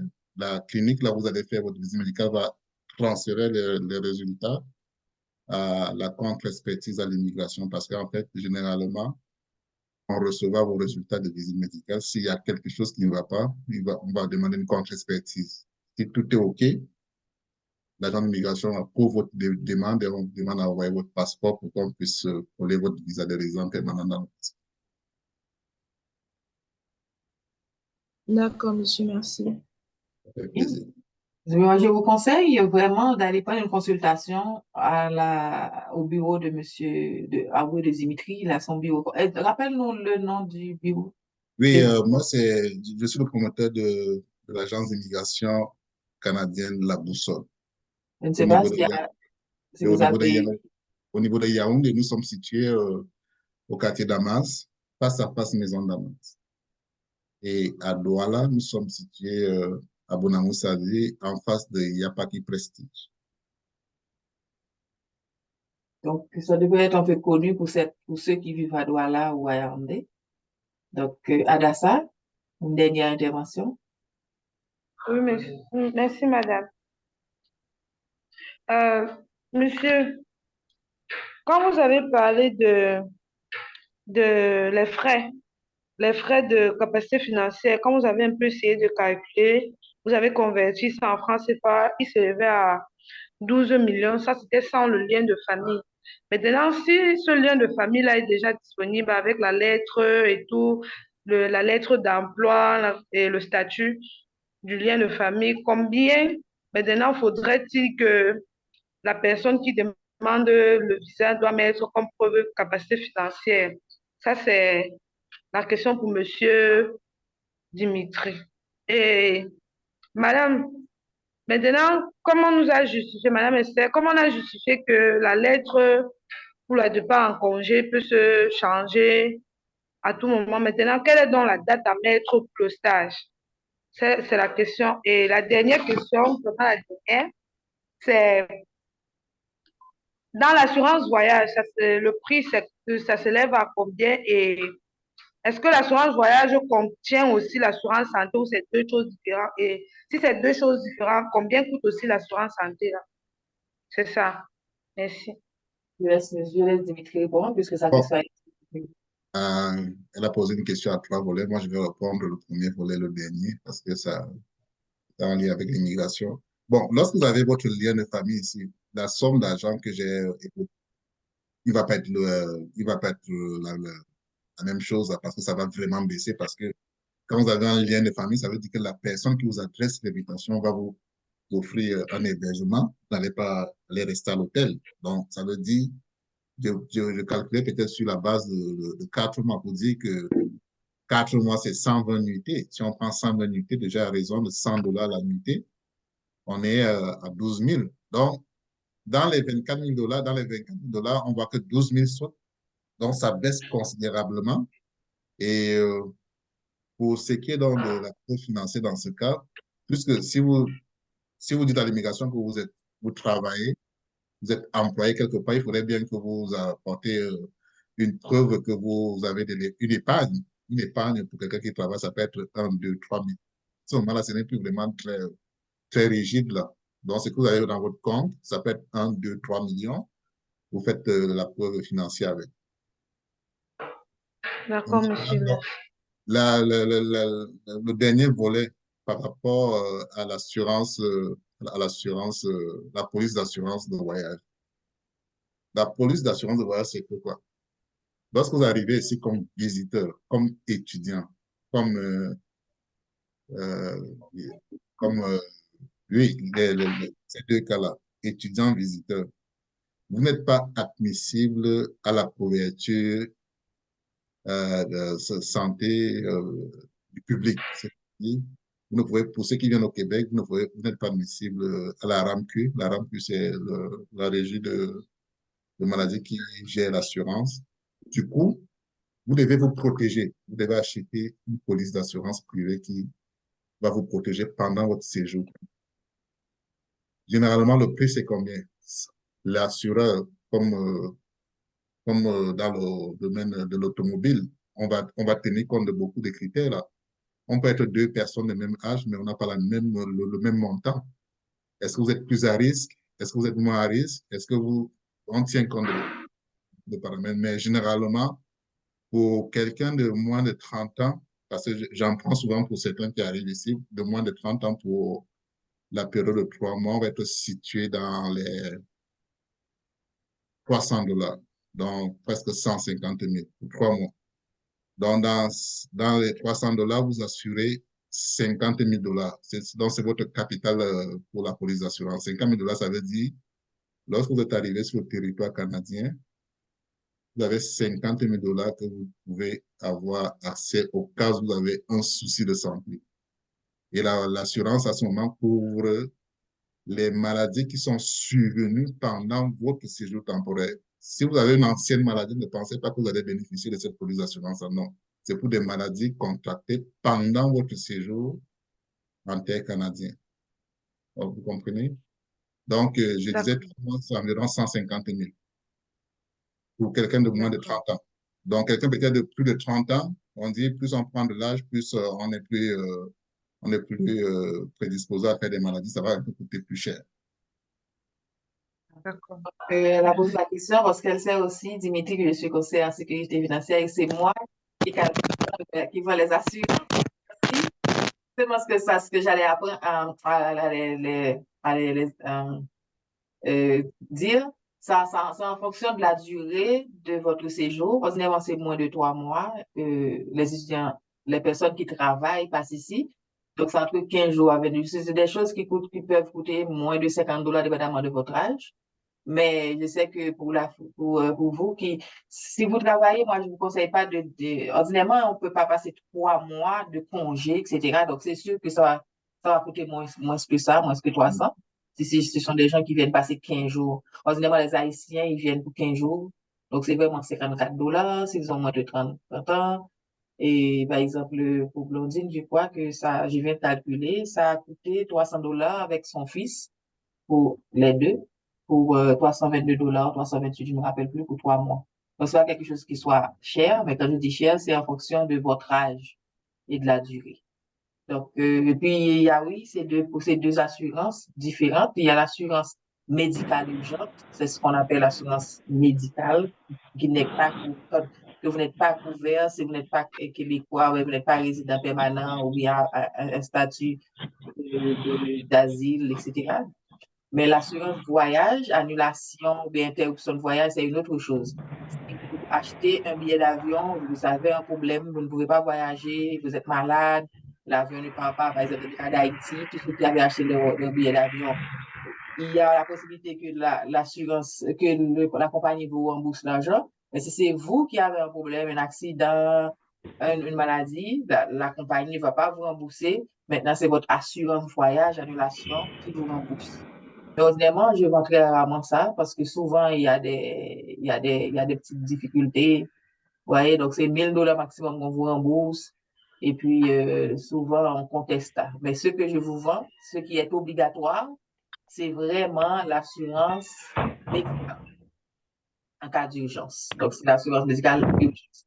Donc, si vous avez un accident ici, pendant votre voyage, ici au Canada, pendant votre séjour, un mal de dents, un problème, vous êtes tombé sur la neige, par exemple, vous avez une urgence, donc c'est ça. Donc, c'est obligatoire de mettre ça dans votre dossier. Bien. Donc, je vais vous faire la possibilité. Est-ce que ça répond à tes questions, Adassa? Oui, madame. Juste la date, vous n'avez pas répondu. Quelle est donc la date à mettre Oui, pour le bon, stage? on avait déjà Sur la élaboré, demande de cause. c'est ça. On avait élaboré la date. On avait dit, c'est en fonction de la demande. Par contre, tout peut être modifié. Par exemple, vous pouvez dire, j'aimerais venir prendre la formation en mois de septembre. Mais ça se passe que vous déposez la demande en mois de mai, juin, juillet, août, septembre. Après 6 mois, vous n'avez aucune réponse. Ça ne veut pas dire que vous devez déposer une autre demande. Donc, vous devez attendre, échanger la date d'étude, la date du visa, la date de l'assurance. Vous demandez une prolongation en attendant les résultats de l'immigration. Si c'est une réponse positive, maintenant, on va changer la date définitivement en date de voyage. Mais si la réponse est négative, il y a certains frais qui peuvent être remboursés. Si vous avez par exemple informé l'école que vous allez prendre la formation, que vous n'avez pas encore le visa, vous n'êtes pas en mesure de voyager, à temps. Donc, c'est sûr que l'argent vous sera remboursé pour les frais de formation et pour l'assurance médicale aussi. Donc, moi-même, personnellement, j'ai fait les démarches pour que votre argent soit remboursé s'il n'y a aucun voyage. Mais si c'est la réponse qui est tardive, on fait la prolongation jusqu'à ce que vous obtenez le visa. Il n'y a aucun souci au niveau de l'immigration. J'ai déjà fait l'expérience. Que la date de l'événement soit passée, on va quand même vous donner le visa, même si vous devez reprendre une autre date pour la formation après l'émission du visa. Donc, mettez une date en fonction de tout ce que vous avez comme démarche à faire. Mais je réponds pour Dimitri, moi je dirais entre 3 à 6 mois d'écart. Donc, il faut être réaliste pour ne pas demander dans le mois prochain, je vais au Canada, alors que vous savez déjà que le délai de traitement est déjà très, très, très long. N'est-ce pas, Dimitri? 4 à 6 mois d'écart. Ouais, Esther, tu as bien répondu. C'est bien dit, là. OK. Merci. Et ça fait plaisir. Donc, il n'y a pas d'autres questions. Vous en profitez. Vous profitez d'une consultation gratuite. Donc, ne soyez pas timide. Est-ce que Haïti, vous m'écoutez? J'aimerais écouter Haïti pour le moment avant de fermer. Personne en Haïti ne veut prendre la parole? Suze? Bon. En fait, désolée tout le monde, je vais vous quitter, mais je remercie Dimitri infiniment pour ta présence et ton temps. Je sais que ton temps est précieux. Merci à Rochnel et Esther. Je dois absolument vous quitter parce que j'ai une petite réunion au resto. Ça fait que j'espère que tout le monde a bien compris que, comme je vais encore le répéter, genre, chaque cas est unique. Et aussi, j'ai entendu Adassa ou quelqu'un parlait des dates. Parce que même quand on met une date sur la lettre, même si pendant le processus, qui s'arrive devant l'agence d'immigration, la date a dépassé, ils vont vous écrire pour vous demander, ils veulent une autre lettre à jour.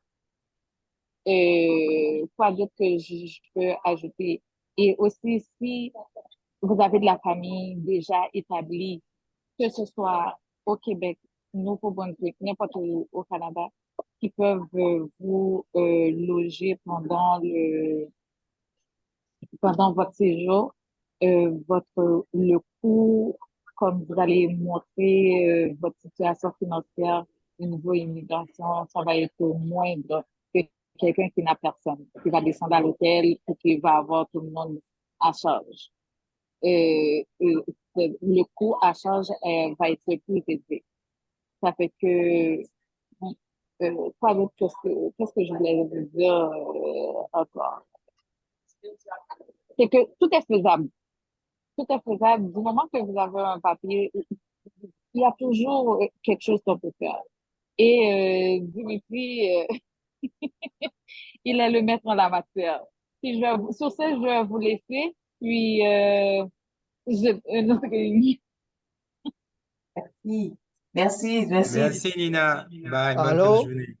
Oui, oui, oui, Allô? oui, oui. Oui, oui, Allô, bonjour.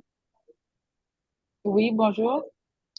Alors, moi, je suis Martino. J'ai été invité par un ami. Je ne suis pas étudiant, mais je suis d'Haïti.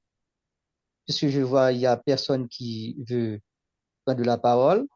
Donc, j'essaie de réagir quand même. Merci. OK. Alors, moi, je suis là au Québec en tant que visiteur. Et j'ai une question pour Monsieur Dimitri. Si Nelson, s'il te plaît, laisse-moi libérer Nina. Nina, je sais que tu vas. Non, non, oui, j'y vais. Bye bye tout le monde. Bye, à la prochaine. On se Et parle. merci encore. OK, parfait. D'accord, papa.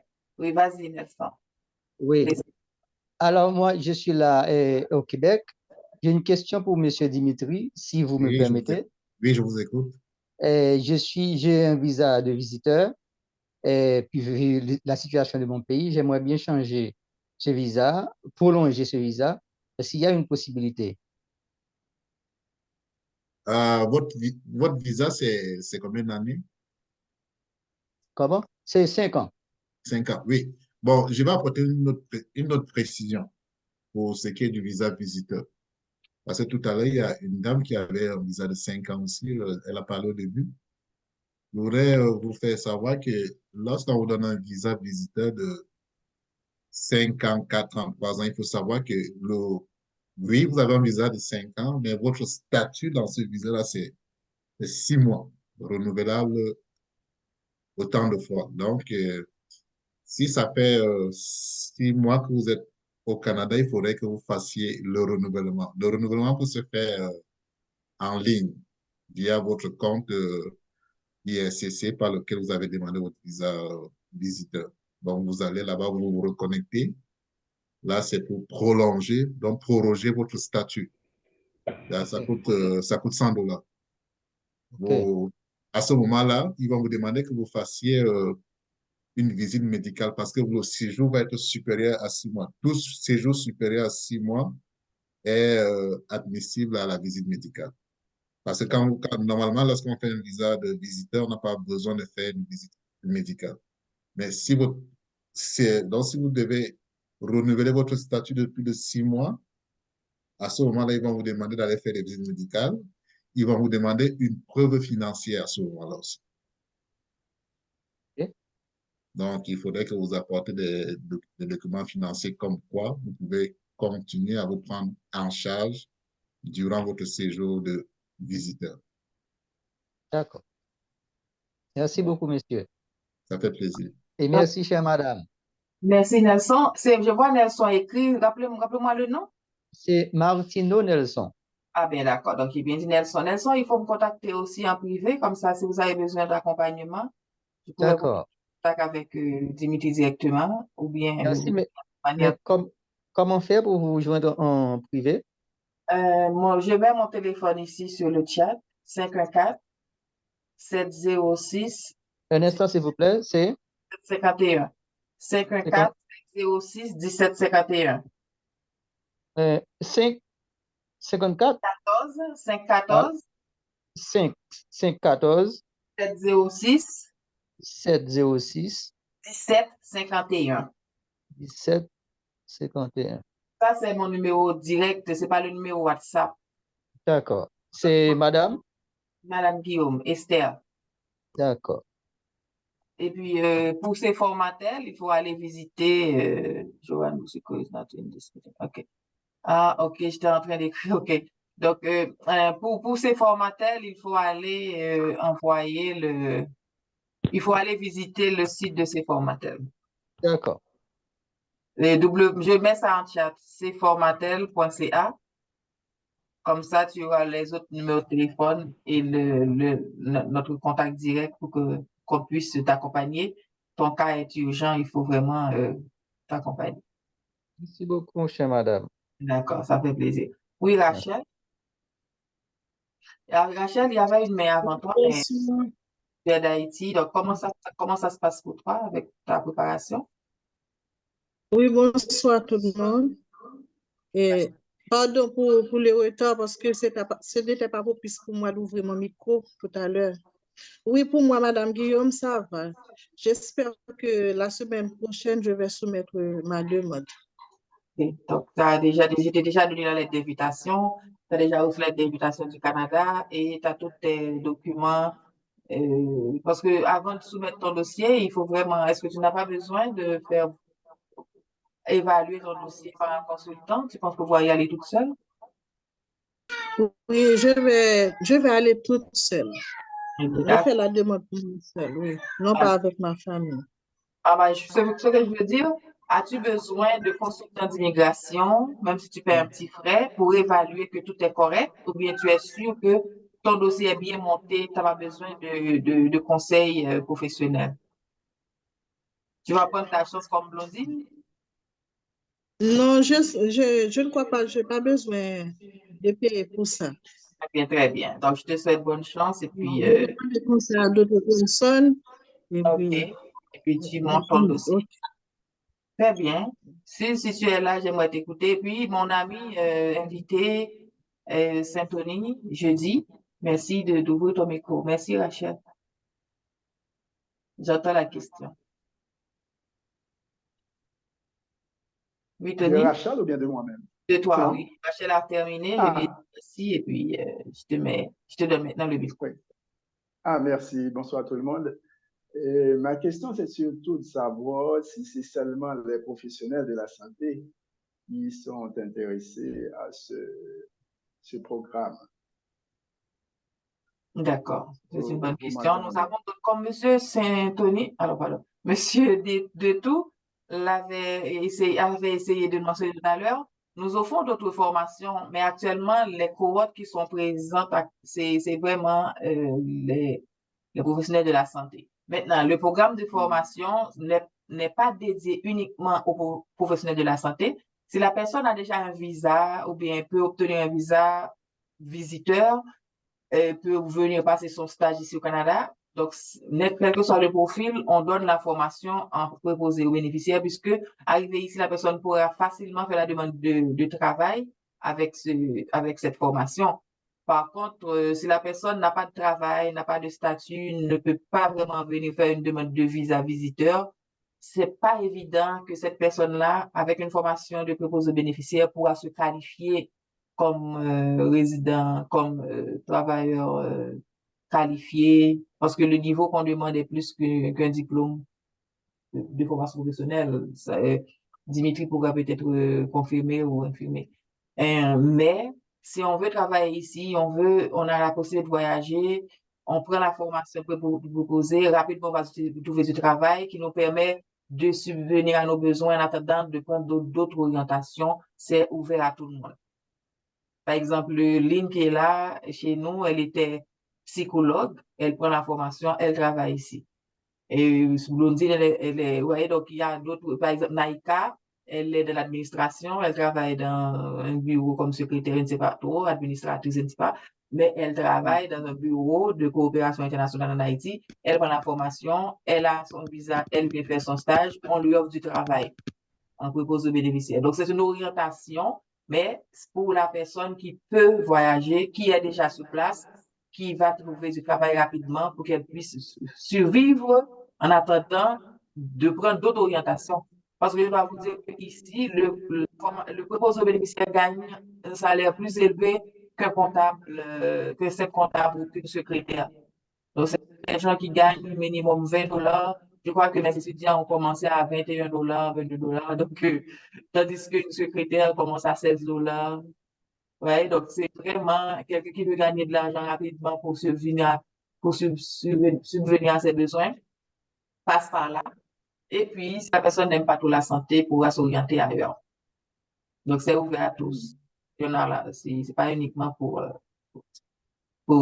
les gens de la santé. Par contre, si on est en Afrique, on est en Haïti, on ne travaille pas, on n'a pas un autre niveau. Moi, si vous voulez vous qualifier comme résident permanent, et j'aimerais vraiment former des infirmiers, des personnes qui sont dans la santé, qui ont déjà un diplôme, qui donnent des points au niveau de l'immigration et arriver ici pour rapidement travailler après la résidence permanente. Parce qu'avec un diplôme d'ici, et comme préposé aux bénéficiaires, on ne va pas vous garantir que vous allez être approuvé au niveau de l'immigration quand vous faites la demande pour devenir travailleur qualifié ou bien dans le programme de Entrée Express. Je ne sais pas si tu es d'accord avec moi, Dimitri. Est-ce que ton micro... Oui, vas-y. Oui, pour répondre à ta question, Esther, pour ce qui est des diplômes qualifiants pour une procédure de travailleur qualifié, ça va dépendre des programmes. Par exemple, au niveau du Québec, pour ce qui est du programme de travailleur qualifié au Québec, ce qu'on appelle vulgairement ARIMA, si on a un DEP, c'est l'équivalent de la formation de préposé que certains font ici. Si vous avez le DEP et que vous avez à côté de ça des tests de langue qui vous donnent assez de points au niveau du critère A, je sais que vous, à la fin, vous atteignez le score recherché par l'immigration, c'est sûr que vous allez faire l'objet d'une invitation. Ah oui, même si c'est pas un niveau de diplôme de licence, etc. Non, un DEP dans le cadre de la santé. Du programme. Oui, un DEP, ça peut être en santé, comme ça peut être dans le domaine de l'hôtellerie, ça peut être la restauration, ça peut être la plomberie. En fait, tous les métiers techniques, parce que tu sais, ici, ils ont beaucoup plus besoin de la main-d'œuvre dans le domaine de la technique. C'est vrai. Et en dehors de la formation, il faut avoir les tests de langue, il faut avoir l'âge qui va avec, et à la fin, si on a le score recherché par l'immigration, on va être invité à faire une procédure de résident permanent. Je me suis rassuré que mes étudiants qui sont en train de prendre le cours de M. Detou là-bas en aide-soignant et qui prennent parallèlement notre contenu reconnu ici comme Oui, étant... et pour ce qui est des formations, je ne sais pas, l'école de votre partenaire ici au Cameroun, je ne sais pas si l'école est reconnue par le ministère. Est-ce qu'il fait partie du ministère de l'Emploi ou je ne sais pas? M. Detou est là? Non, il y a M. David qui peut dire. Oui, M. Detou est là aussi, donc je lui laisse là. Je voudrais savoir, votre école de formation, est-ce qu'il est sous la tutelle du ministère de la formation professionnelle ou bien de quel ministère? Bien évidemment, nous sommes affiliés au ministère de l'Emploi et de la formation professionnelle. Et très bientôt, nous aurons un agrément du ministère de la Santé. Un agrément de? Actuellement, nous avons un agrément du ministère de l'Emploi et de la formation professionnelle. Et très bientôt, nous aurons un agrément du ministère de la Santé, puisque c'est deux nomenclatures de formation différentes. Super, merci. Avant de passer à Willy, j'aimerais savoir si M. Tony Jeudi est satisfait. Est-ce que c'est correct pour les réponses qu'on t'a données, Tony? Es-tu là? Tony? Ok, je te vois la tête secouée là. Donc, Tony, pendant que tu es là, Rochnel, c'est Tony qui se charge, c'est pour l'agence de distribution, pas distribution là, d'édition de livres en Haïti. C'est lui qui a reçu tes livres et depuis le pays est fermé, Tony ne peut plus faire de démarches Ah, ok. parce que vous savez, je ne sais pas si vous êtes au courant, les étudiants, Monsieur Dessalines est écrivain, il a écrit un Le roman, premier roi des Le courant des Amériques. Donc actuellement, nous voulons distribuer ça au Cameroun et en Haïti. C'est un livre très intéressant. Donc, Monsieur Saint-Denis a une agence de distribution, d'édition en Haïti. Donc, il est chargé de ça. Mais je ne suis pas suivi avec toi, Tony, c'est parce que je sais que le pays est fermé. Mais ok, Tony. Donc, tu as devant toi l'auteur du livre. Willy. Bonsoir à tous, bonsoir à tous mes compatriotes et à ceux qui sont en Haïti ou au Canada. Je voudrais poser une seule question, madame. Lorsque nous avons un lien de famille, lorsque nous avons une parenté, par exemple, ou un ami qui est prêt à nous héberger au Canada, et qui est prêt à nous prendre en charge en tout cas. Donc, est-ce que nous sommes obligés de vivre effectivement chez la personne? Est-ce que l'immigration contrôlera si effectivement nous vivons chez la personne? Parce que vous nous avez expliqué que lorsque nous avons cette connaissance qui est prête à nous prendre en charge, ça diminuerait la capacité financière. Donc, est-ce que nous sommes obligés de vivre effectivement chez la personne?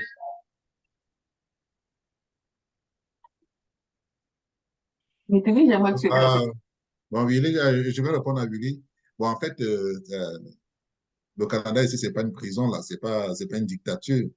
Le jour que vous arrivez à l'aéroport et que vous finissez avec les formalités d'immigration, une fois sorti, OK, vous êtes libre de vous installer là où bon vous semble. Mais il ne faut pas oublier que la personne qui vous a adressé l'invitation est la personne qui reporte au cas où. Donc, du coup, si vous devez aller loger ailleurs ou bien vous devez prendre votre logement vous-même, au moins lui dire que, bon, voici, je vais être à tel niveau, bien à tel endroit. Donc, si demain, on ne sait jamais ce qui peut arriver, si quelque chose vous arrive, et que peut-être l'immigration fasse une enquête qui soit à même de répondre. Sinon, il peut avoir un dossier sérieux. Du coup, prochainement, quand peut-être il va vouloir inviter quelqu'un d'autre, il ne sera plus admissible. Voilà. Mais vous n'êtes pas obligé d'aller habiter chez la personne qui vous invite. En même temps, il faut donner toutes les informations à la personne qui vous invite pour que la personne puisse au moins savoir là où. Merci. D'accord. OK, donc s'il n'y a pas d'autres questions, il n'y a pas d'autres intervenants, sachez que ces formateurs offrent des cours pour devenir éducateur pour la petite enfance. Donc, je sais que Brice Lane est intéressé à prendre cette formation, mais nous n'avons pas beaucoup d'inscrits. Et donc, si ceux qui sont au Cameroun aimeraient intégrer ce programme, contactez-moi en privé pour recevoir les informations. C'est un secteur qui est aussi très en demande, la petite enfance, venir travailler dans les gardes. Donc, c'est intéressant que monsieur Detou m'avait rappelé de reprendre cette information. Donc, les sessions vont être lancées pour le mois de septembre. Oui, quelqu'un a dit allô, donc est-ce que quelqu'un veut ajouter quelque chose? Esther, moi, je vais m'excuser là parce j'ai un rendez-vous à 14h, il faudrait que je vous laisse. Donc, s'il n'y a plus de questions pour M. Dimitri, même s'il y en aurait, c'est trop tard. Là, déjà, on a débordé l'heure. On va terminer à 13h30, donc il est déjà 45. Donc, merci beaucoup d'être venu, d'avoir répondu à cette question. J'espère que les étudiants vont te contacter. J'espère que tu vas m'envoyer aussi ton adresse email. Alors, pas ton adresse email, ton téléphone. J'ai mis le mien sur le chat. Et puis, j'ai mis pour le WhatsApp et puis mon numéro direct. Bon, donc, je vais l'inscrire dans le chat, OK? S'il te plaît. Donc, on peut te contacter directement ou bien on rend visite à ton bureau. Merci d'avoir répondu aux questions de nos étudiants Ça fait plaisir. qui étaient très timides. Donc, ils sont très, très motivés. On est là pour les accompagner. Ils doivent comprendre que c'est pas une affaire de demain, on vient au Canada, mais c'est un long processus et tu as été clair dans tes informations. Je pense qu'ils vont passer à l'action rapidement pour rattraper le temps perdu. Merci. Merci beaucoup, madame. Donc, Merci beaucoup. merci aussi. Merci Dimitri, à bientôt. Et pour les étudiants, j'ai quand même un dernier mot. On doit se parler pour la clôture, pour la remise de parchemin. Donc, la remise de parchemin qui est programmée pour le 27, j'ai une réunion avant avec Monsieur Dutou, avant de confirmer cette date. J'attends aussi la liste finalisée de Madame Prudence pour préparer, parce qu'il y a eu des petites erreurs, il manque des noms, etc. Donc, motiver Madame Prudence pour que je puisse recevoir la liste finalisée. Et je rencontre au cours de la semaine, j'espère que jeudi, je pourrai rencontrer Monsieur Dutou, jeudi, en fait, sur Zoom pour finaliser, pour qu'on puisse vraiment confirmer la date du 27 pour la remise. Et à partir du 27, on va programmer pour continuer la formation pour ceux qui sont en formation ou pour ceux qui viennent d'arriver dans le groupe. Donc, voilà, pour ce qui est pour la prochaine, pour l'étape prochaine. Pour ceux qui veulent intégrer les groupes, sachez que vous pouvez toujours vous inscrire dès maintenant. Et les cours sont en ligne, donc vous pouvez commencer à lire. Vous avez accès à votre plateforme ou aux documents. J'ai déjà des étudiants qui sont en train d'étudier seuls en attendant le début des cours. Donc, si vous avez déjà soumis vos documents d'inscription en Afrique, donc contactez-moi pour intégrer le groupe et pour que je puisse créer votre profil afin d'accéder aux documents. Et si vous êtes là en tant qu'invité, vous voulez suivre la formation, que vous soyez au Canada déjà, ou en Haïti, ou en Afrique, donc il y a de la place encore pour la prochaine cohorte pour qu'on puisse vous intégrer. Et si vous êtes pressé de commencer, donc il y a la possibilité de commencer la formation et en attendant qu'on corrige et qu'on vous donne vos notes et de passer à une autre compétence. Donc, c'est un cours par compétence. Les documents sont en ligne, les vidéos sont là. Donc, c'est facile. Et puis, chaque samedi, avec nos intervenants, vous aurez la possibilité d'interagir sur ce que vous avez appris, que vous n'avez pas bien maîtrisé. Et puis, pour le stage, Blondine, continue donne-moi la date de la finition de tes cours avec les responsables de la résidence, la date du début de ton stage. Donc, s'il n'y a pas d'autres questions, c'était un plaisir de vous avoir rencontré. Merci de votre confiance. On reste Merci beaucoup, madame. Surtout, on va rester en contact. C'est Martino Nelson. Contactez-moi tout de suite parce que je pense que le cas nécessite une intervention rapide. D'accord, merci. Merci, bonne fin de journée. Puis... Bonne fin de journée à vous aussi. Au revoir.